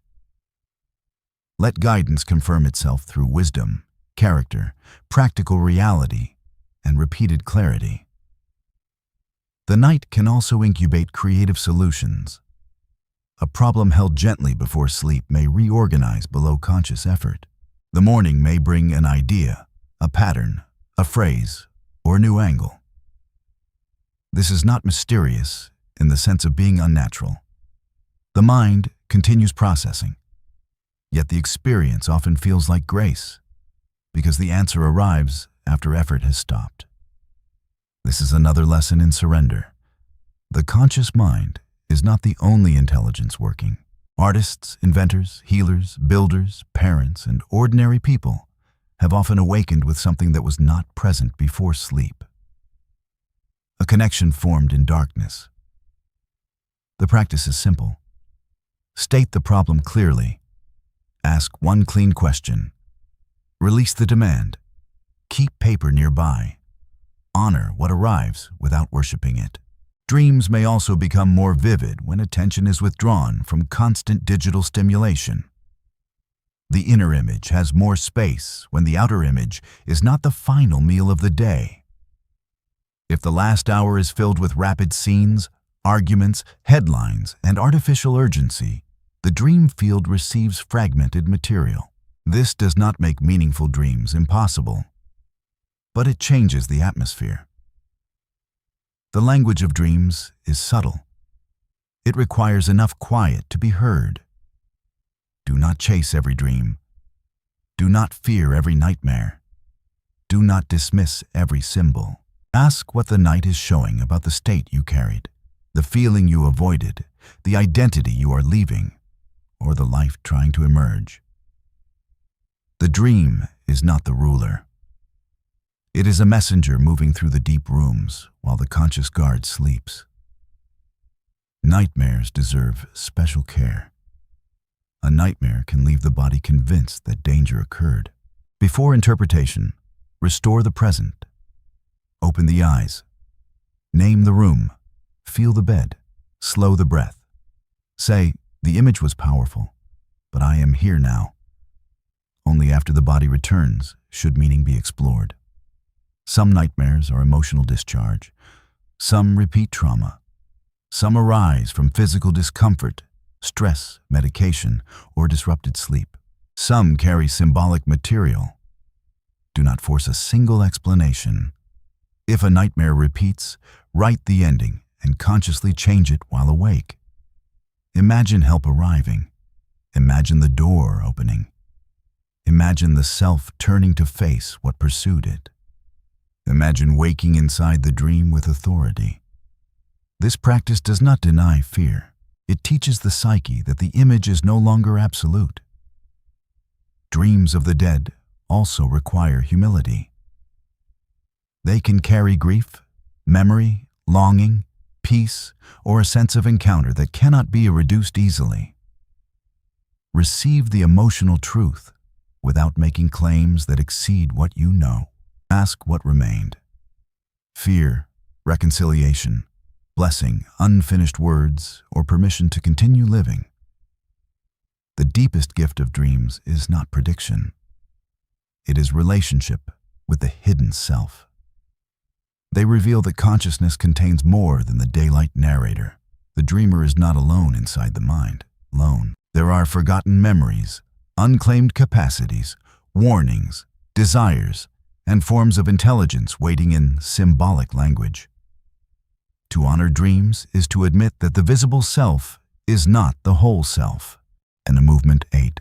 The deep night, after dreams and drowsiness, after the last remembered thought, consciousness disappears from its ordinary post.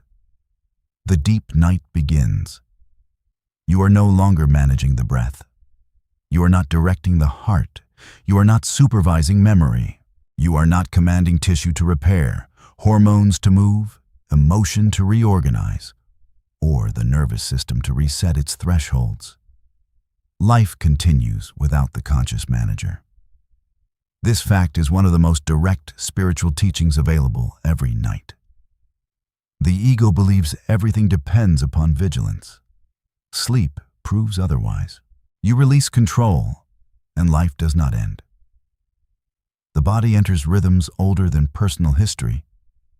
The mind passes through states it cannot fully report. Time disappears. The person who falls asleep is not present to count the hours, yet morning arrives. The deep night is an education in trust. This does not mean every night is peaceful. Pain can interrupt.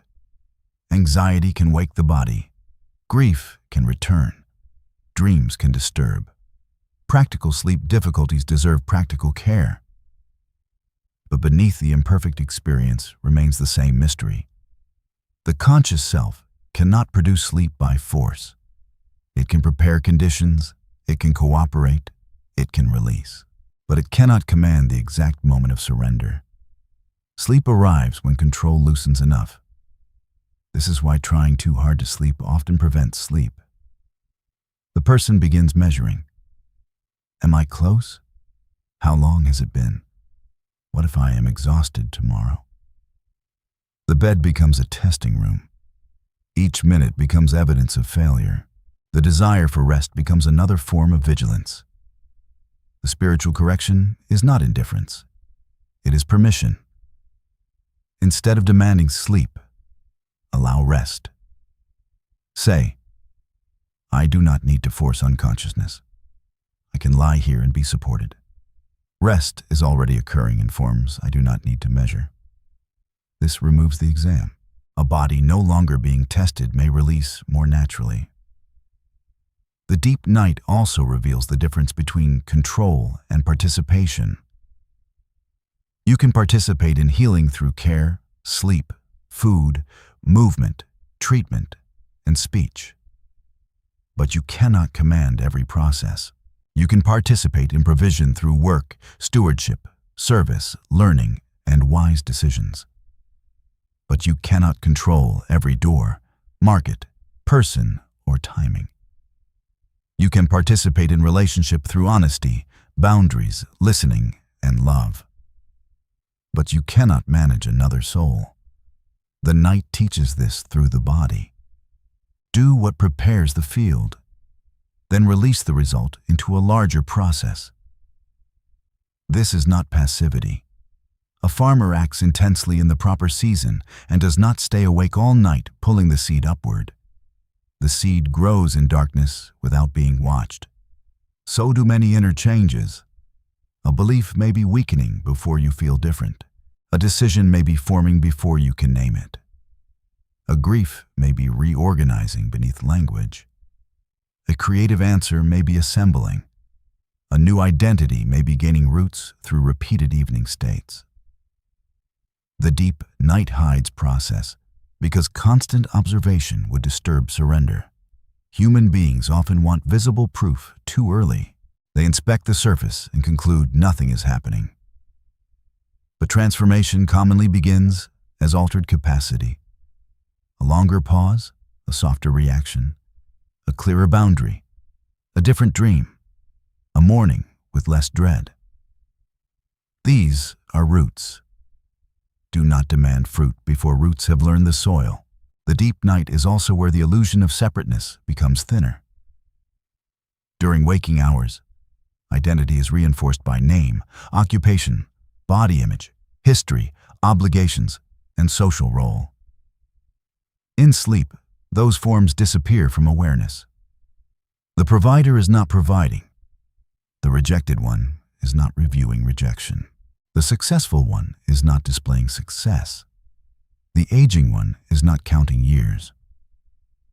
For a time, the narrative self is silent, yet existence continues. This suggests a truth. You are more than the story you repeat while awake.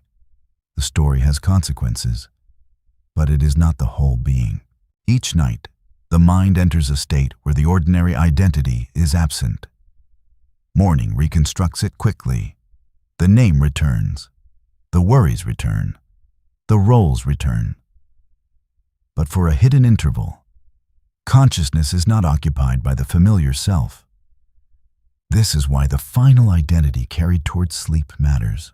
It becomes the last deliberate name before the narrative dissolves. If the last name is victim, the morning may reconstruct the world around injury. If the last name is guided, the morning may reopen with another orientation.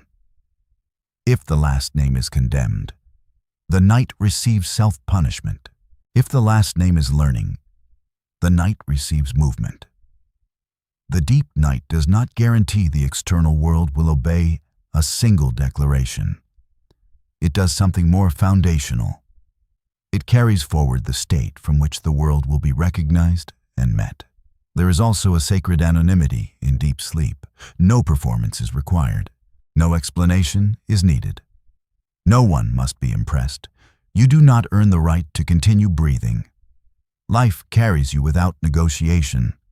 This can become the basis of a new relationship with worth. Worth is not created by the final task completed before bed. It is not erased by the unfinished list. The sleeping body has value before usefulness.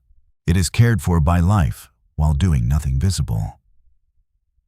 For those who built identity around constant usefulness, this is a radical teaching. You are allowed to exist without producing. You are allowed to be carried. You are allowed to disappear from management for a time. The night does not ask for your resume. It asks for surrender. And surrender is not falling into emptiness. It is entering processes that were already sustaining you before conscious effort arrived. This is the hidden grace of deep night.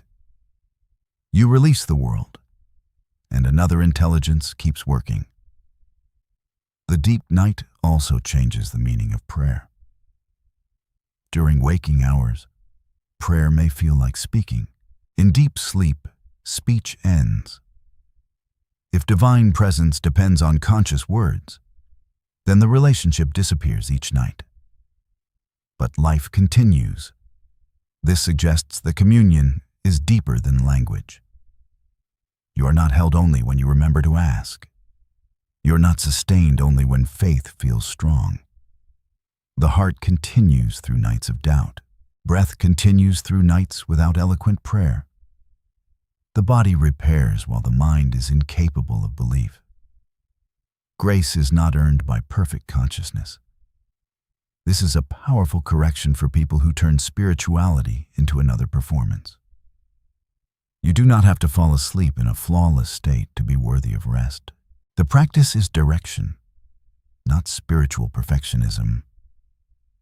The seed matters, but life is larger than the seed. The night receives your intention and also carries you through what you cannot manage. Deep sleep can therefore become a symbol of radical trust.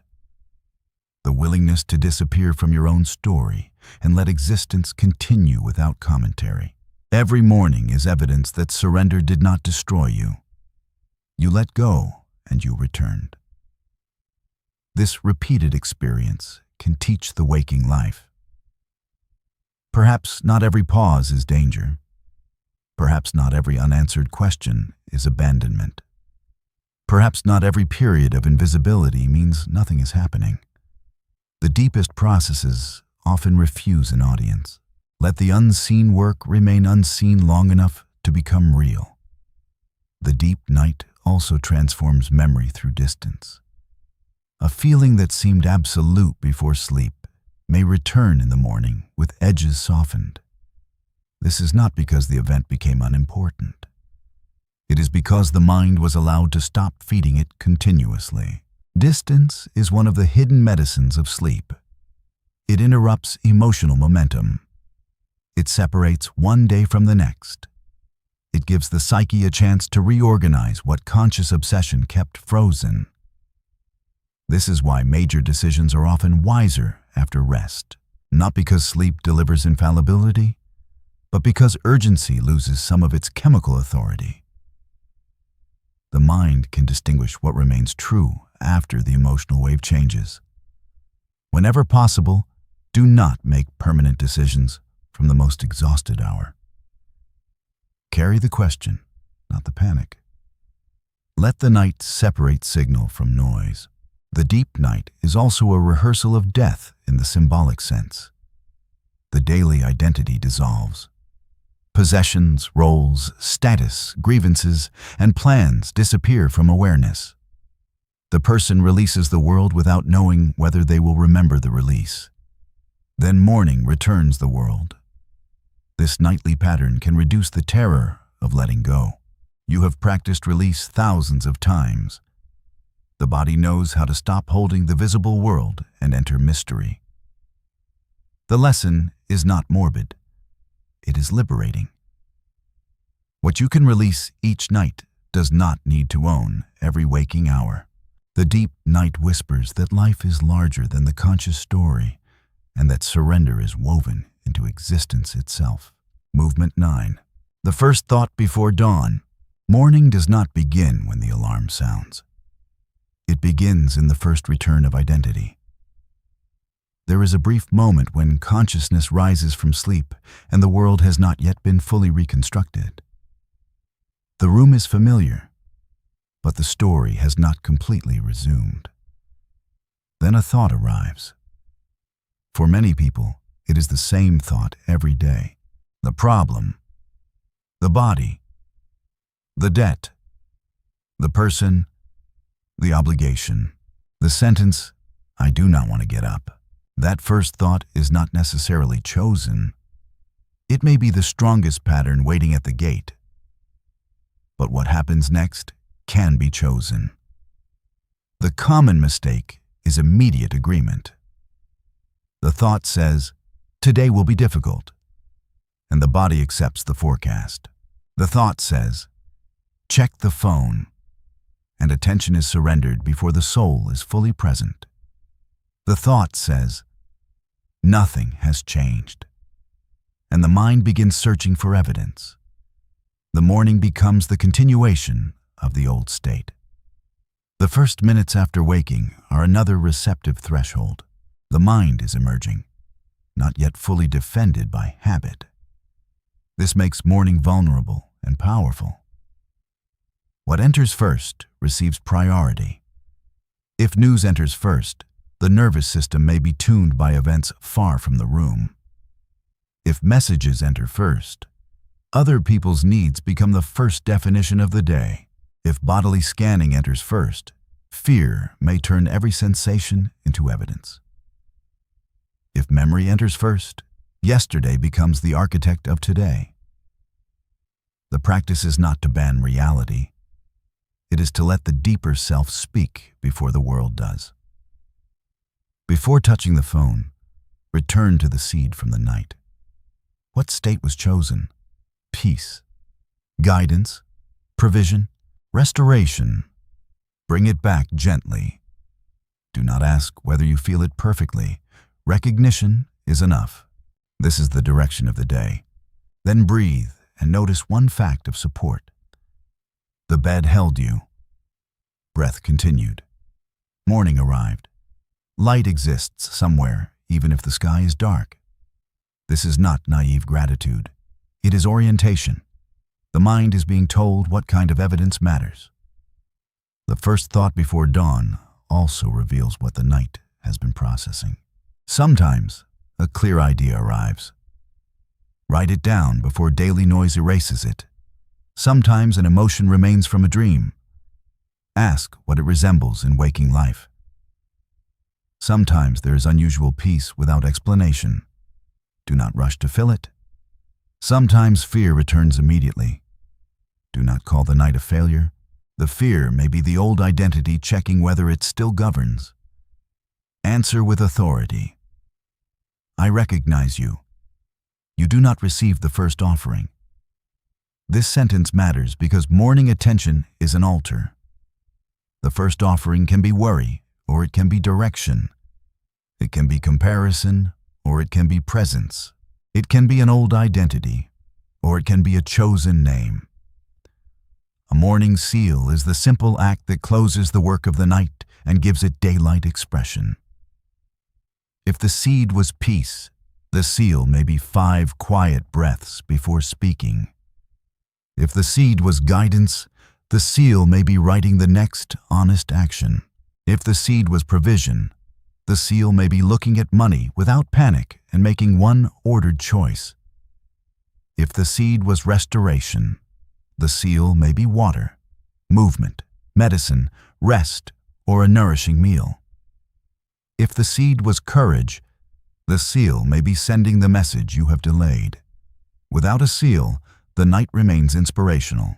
With a seal, it becomes embodied. The first thought also determines the emotional scale of the day. A mind that begins with the whole future becomes overwhelmed. How will I solve everything? A wiser morning asks. What belongs to this hour? The entire life does not need to be carried at dawn. Only the next faithful movement. This is how trust becomes practical.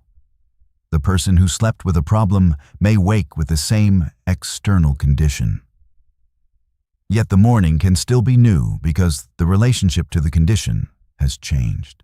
The bill remains, but panic is no longer the first counselor. The grief remains, but self-abandonment is no longer required. The body remains imperfect, but contempt is no longer the language. The uncertainty remains, but the next step is visible. This is the kind of transformation the hour before sleep prepares, not always dramatic external rearrangement by dawn, often a different person meeting the same dawn. And because the person is different, perception, speech, choice, and behavior begin producing another sequence. Do not underestimate sequence.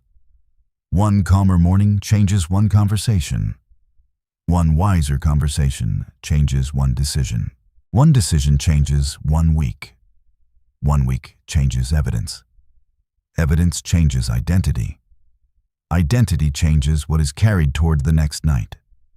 The cycle becomes creative. Most people live inside an unconscious cycle.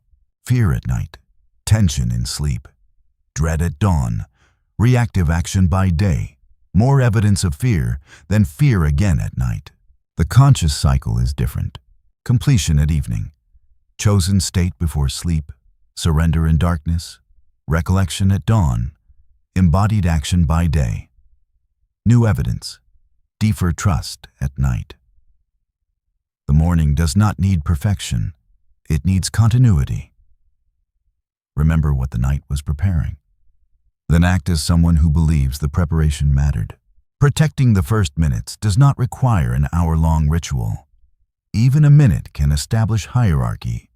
Do not negotiate with the phone while half awake. Decide the night before where it will be placed and when it will be opened. The morning self is less likely to protect what the evening self left unguarded.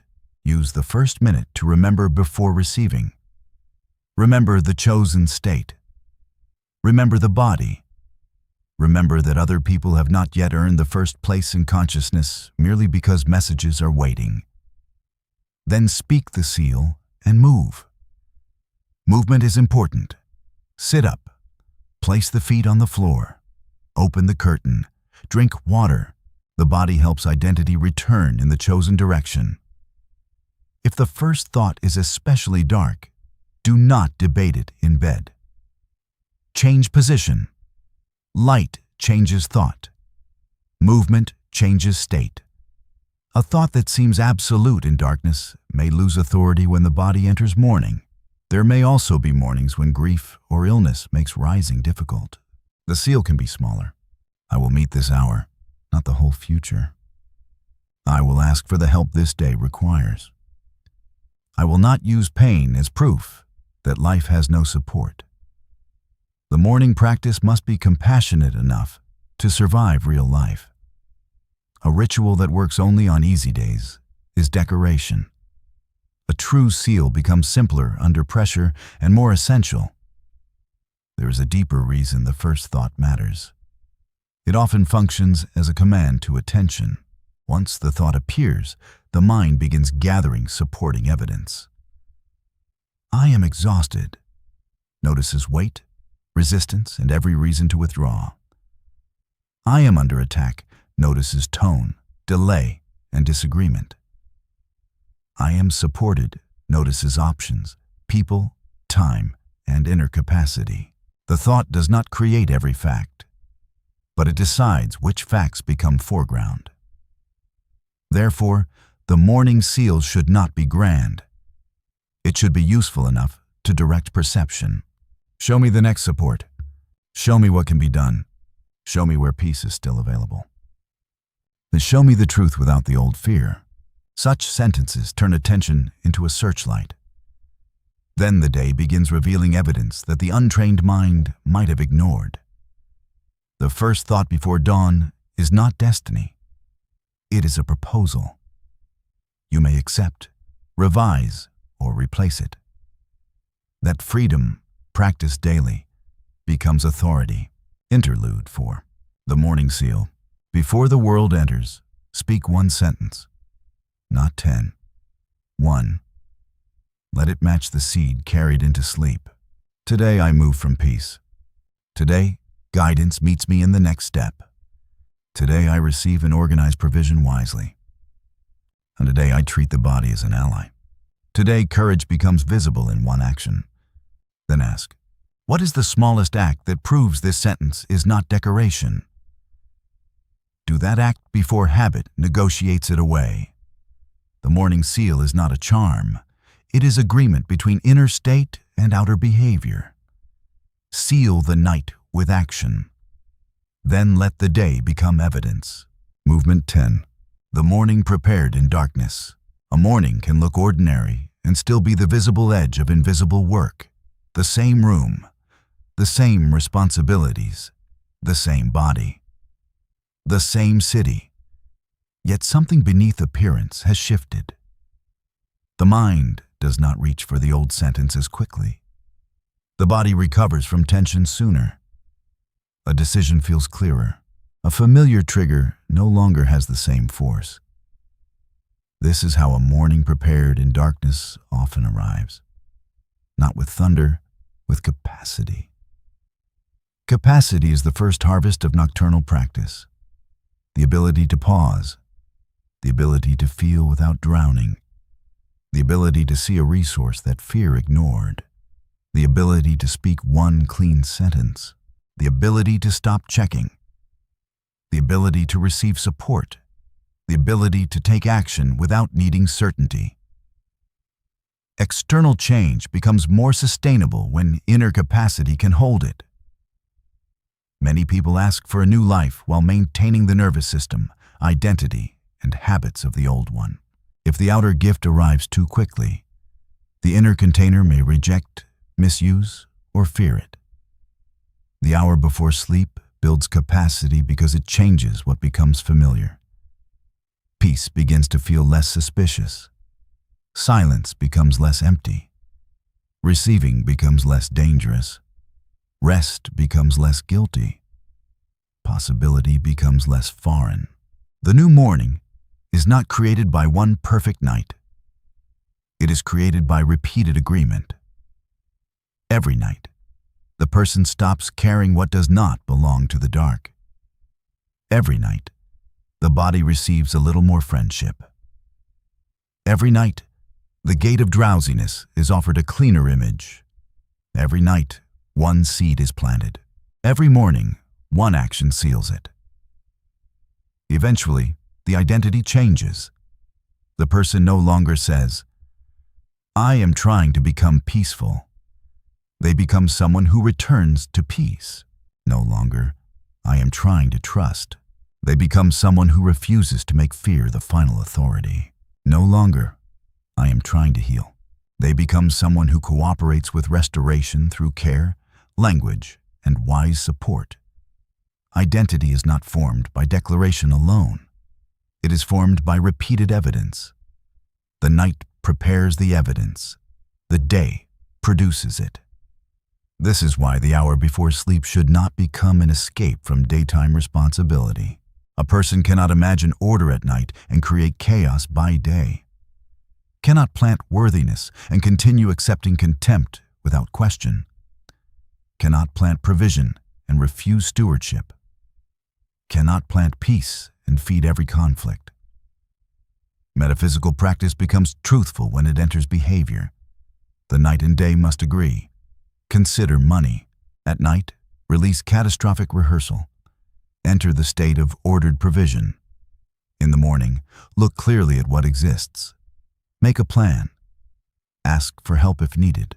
Learn. Serve. Reduce waste. Create value. Follow opportunity. The state does not replace action. It changes the quality of action. Consider the body. At night, speak to it with cooperation. Enter an image of support and restoration. In the morning, drink water, move, seek care, take medicine if prescribed, protect rest, and stop using criticism as motivation. The state does not replace treatment. It makes the inner environment less hostile. Consider relationship. At night, release imaginary arguments. Enter dignity, truth, and non-attachment. In the morning, communicate clearly, set a boundary, listen, apologize, or walk away when necessary. The state does not control another person. It frees your response from the old script. Consider purpose. At night, imagine the feeling of meaningful work completed. In the morning, protect an hour. Write the page, make the call, practice the skill, or begin the task. The state does not perform the work. It reduces the inner contradiction that prevented the work. This is the complete law of the hour before sleep. The final state becomes a seed. The seed becomes an orientation. Orientation becomes perception. Perception shapes choice. Choice repeated becomes identity. Identity organizes experience. The process is not always linear. Life contains mystery, other wills, unexpected events, illness, loss, grace, and timing beyond personal control. Yet the inner sequence remains powerful because it determines how the person participates. No one controls all of life, but everyone enters life through a state. The hour before sleep is where that state can be consciously chosen. There will be nights when the practice feels dry. Continue gently. There will be nights when fear is louder. Use a smaller seed. There will be nights when grief needs the whole room. Let grief be held without turning it into prophecy. There will be nights when sleep comes before the sentence. Trust that the intention was enough. There will be mornings when nothing feels different. Do not dig up the seed. Look for subtle evidence. Did you return sooner? Did you speak less harshly? Did you notice one option? Did the body soften for one breath? Did the old thought lose one degree of authority? These are signs of reorganization. The world values dramatic proof. The deeper life often moves through small shifts that later appear as destiny. A calmer response prevents one unnecessary conflict. A clear boundary ends one exhausting pattern. A rested mind recognizes one opportunity. A new self-concept allows one form of love to be received. A released resentment returns energy to the body. A single morning action becomes a habit. The habit becomes a life. The morning prepared in darkness is therefore not only tomorrow's morning, it is the long future being shaped by repeated nights. Every evening asks, "What will you carry forward?" Every dawn answers, "This is what the night received." The relationship becomes a sacred dialogue. Night receives. Morning reveals. Day embodies. Evening interprets. Then the cycle begins again at a higher level of awareness. You do not need to master the entire cycle tonight. Begin with the final hour. Close one unfinished door. Release one burden. Honor the body. Choose one state. Plant one seed. Then allow darkness to do what darkness has always done. Hide the work until it is ready to become visible. The cycle can be applied to every major domain. For creative work, carry the feeling of completion into sleep. Then begin before consuming the opinions of others. For difficult decisions, ask one clean question at night, then notice what remains steady after morning emotion settles. For family patterns, refuse the inherited sentence before sleep. Then choose one daytime behavior that proves the lineage is changing. For spiritual life, end the day in contact rather than begging. Then carry that contact into one ordinary act, performed with full attention. For self-worth, sleep under a name deeper than productivity. Then permit rest, boundaries, and receiving during the day. For forgiveness, release nightly occupation. Then stop feeding the story through gossip, surveillance, or imagined debate. For purpose, envision the state of meaningful service. Then protect time for the work before urgency consumes it. The cycle reveals whether a desire is real. A desire that never enters behavior may be fantasy, borrowed ambition, or fear of judgment. A true desire gradually asks for structure. Night clarifies the state. Morning reveals the action. Day tests the identity. Evening gathers the lesson. This fourfold rhythm prevents metaphysics from becoming passive wishing. The invisible and visible cooperate. Thought without action remains vapor. Action without state becomes strain. State and action together become embodied direction. Over months, the hour before sleep can become a private school. It teaches completion, emotional honesty, imagination, surrender, bodily reverence, dream discernment, morning authority, and disciplined action. The result is not merely better nights. It is a different relationship with time. Yesterday is completed rather than endlessly renewed. Tomorrow is prepared rather than feared. The present is restored to its proper hour. A person who learns this rhythm stops living all 3 times at once. A final test of the practice is how it behaves when outer results are delayed. The immature mind says, "I planted peace last night. So why did conflict appear today?" But the appearance of conflict may be the exact place where peace becomes embodied.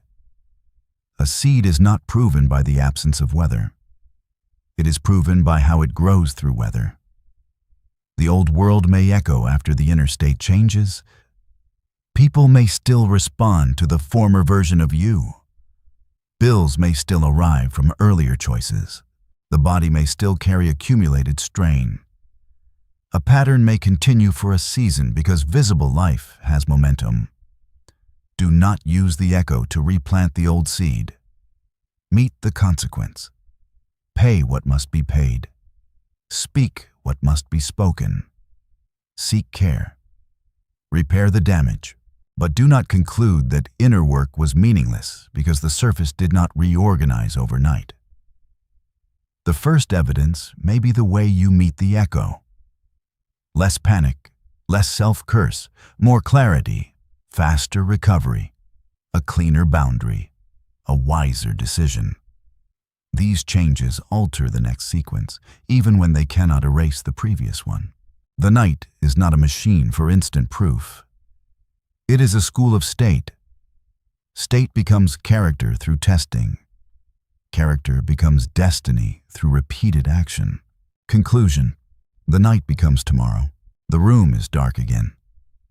The day has reached its final edge. The same silence that once felt crowded is waiting. The same mind that used to reopen every problem is present. The same body is lying down beneath the weight of gravity. But the hour is no longer unconscious. You understand now that the final part of the day is not left over time. It is a chamber of transition. The day enters memory there. Emotion enters the body there. Identity is named there. The subconscious receives there. The future is rehearsed there. Prayer becomes atmosphere there. Surrender becomes possible there. The hour before sleep does not control every event that will come. It does something more intimate and more enduring. It prepares the consciousness that will meet what comes. That consciousness can enter tomorrow already defeated, or it can enter guided. It can enter expecting abandonment, or it can enter available to support. It can enter cursing the body, or it can enter in partnership with it. It can enter repeating the past, or it can enter carrying a revised meaning. It can enter the world as a frightened servant of every circumstance, or as a participant who knows where inner authority begins. The work is not to eliminate every difficult thought before sleep. That would create another form of vigilance. The work is to choose what receives the final authority. Fear may speak. Let it speak without giving it the last word. Grief may rise. Let it be felt without allowing it to name the whole future. The body may hurt. Care for it without turning sensation into identity. The problem may remain. Schedule the action and release the rehearsal. The past may return. Gather the lesson and refuse the old sentence.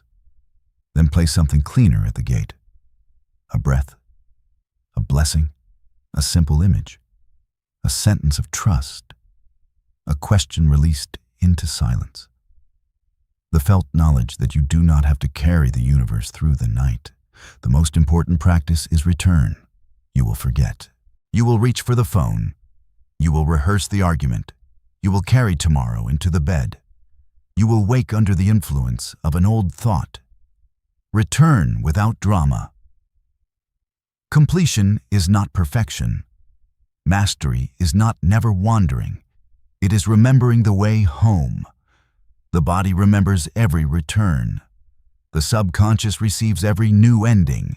The morning records every small act that proves another identity is becoming possible.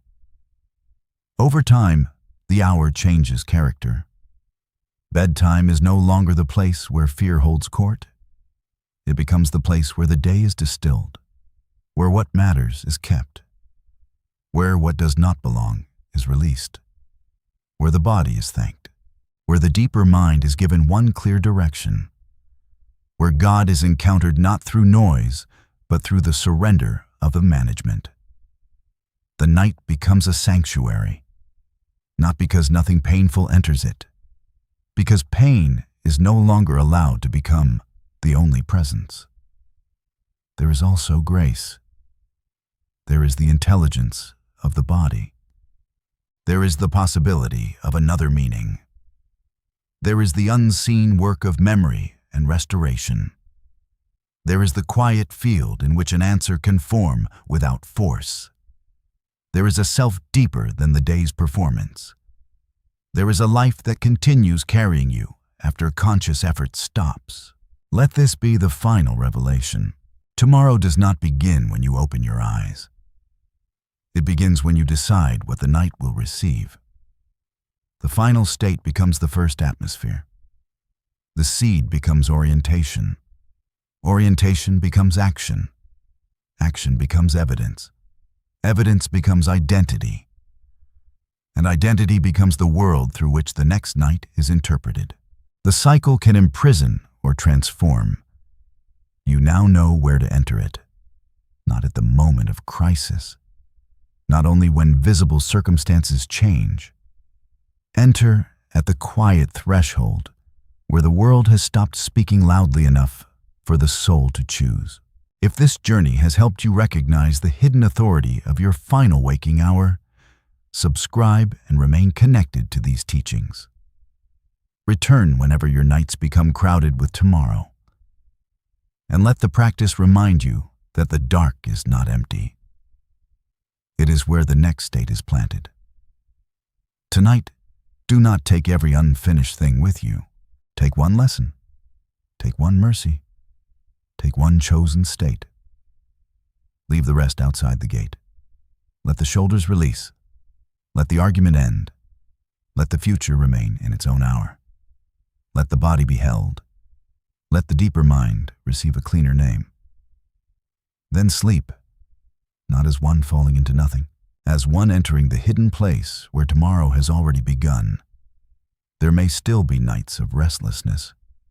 There may be seasons when the body refuses easy sleep, when grief enters every room, or when practical burdens remain heavy.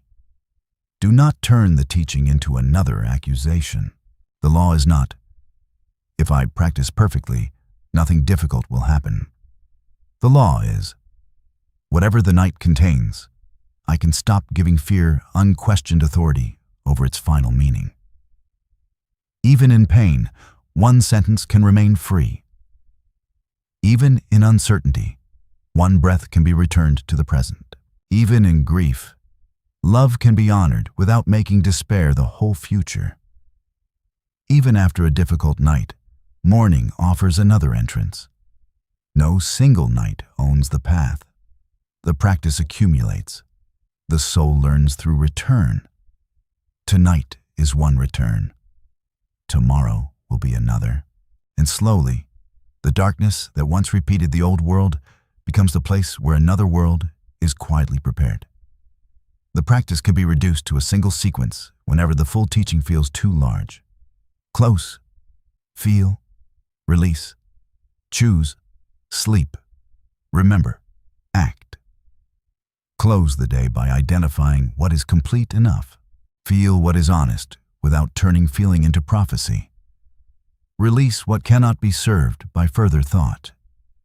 Choose one state to carry. Sleep without demanding perfect control. Remember the state before the world enters. Act once in agreement with it. This sequence contains the whole book. It turns evening into completion, sleep into surrender, morning into recollection, and daytime into embodiment. Repeat it until the cycle becomes more familiar than fear. One day, you may notice that the old thought still visits, but it no longer owns the room. The body still feels tension, but it knows the path back. The problem still exists, but it is not allowed into every hour. The night still becomes dark, but darkness no longer means abandonment. It means the visible work has ended and the hidden work may begin.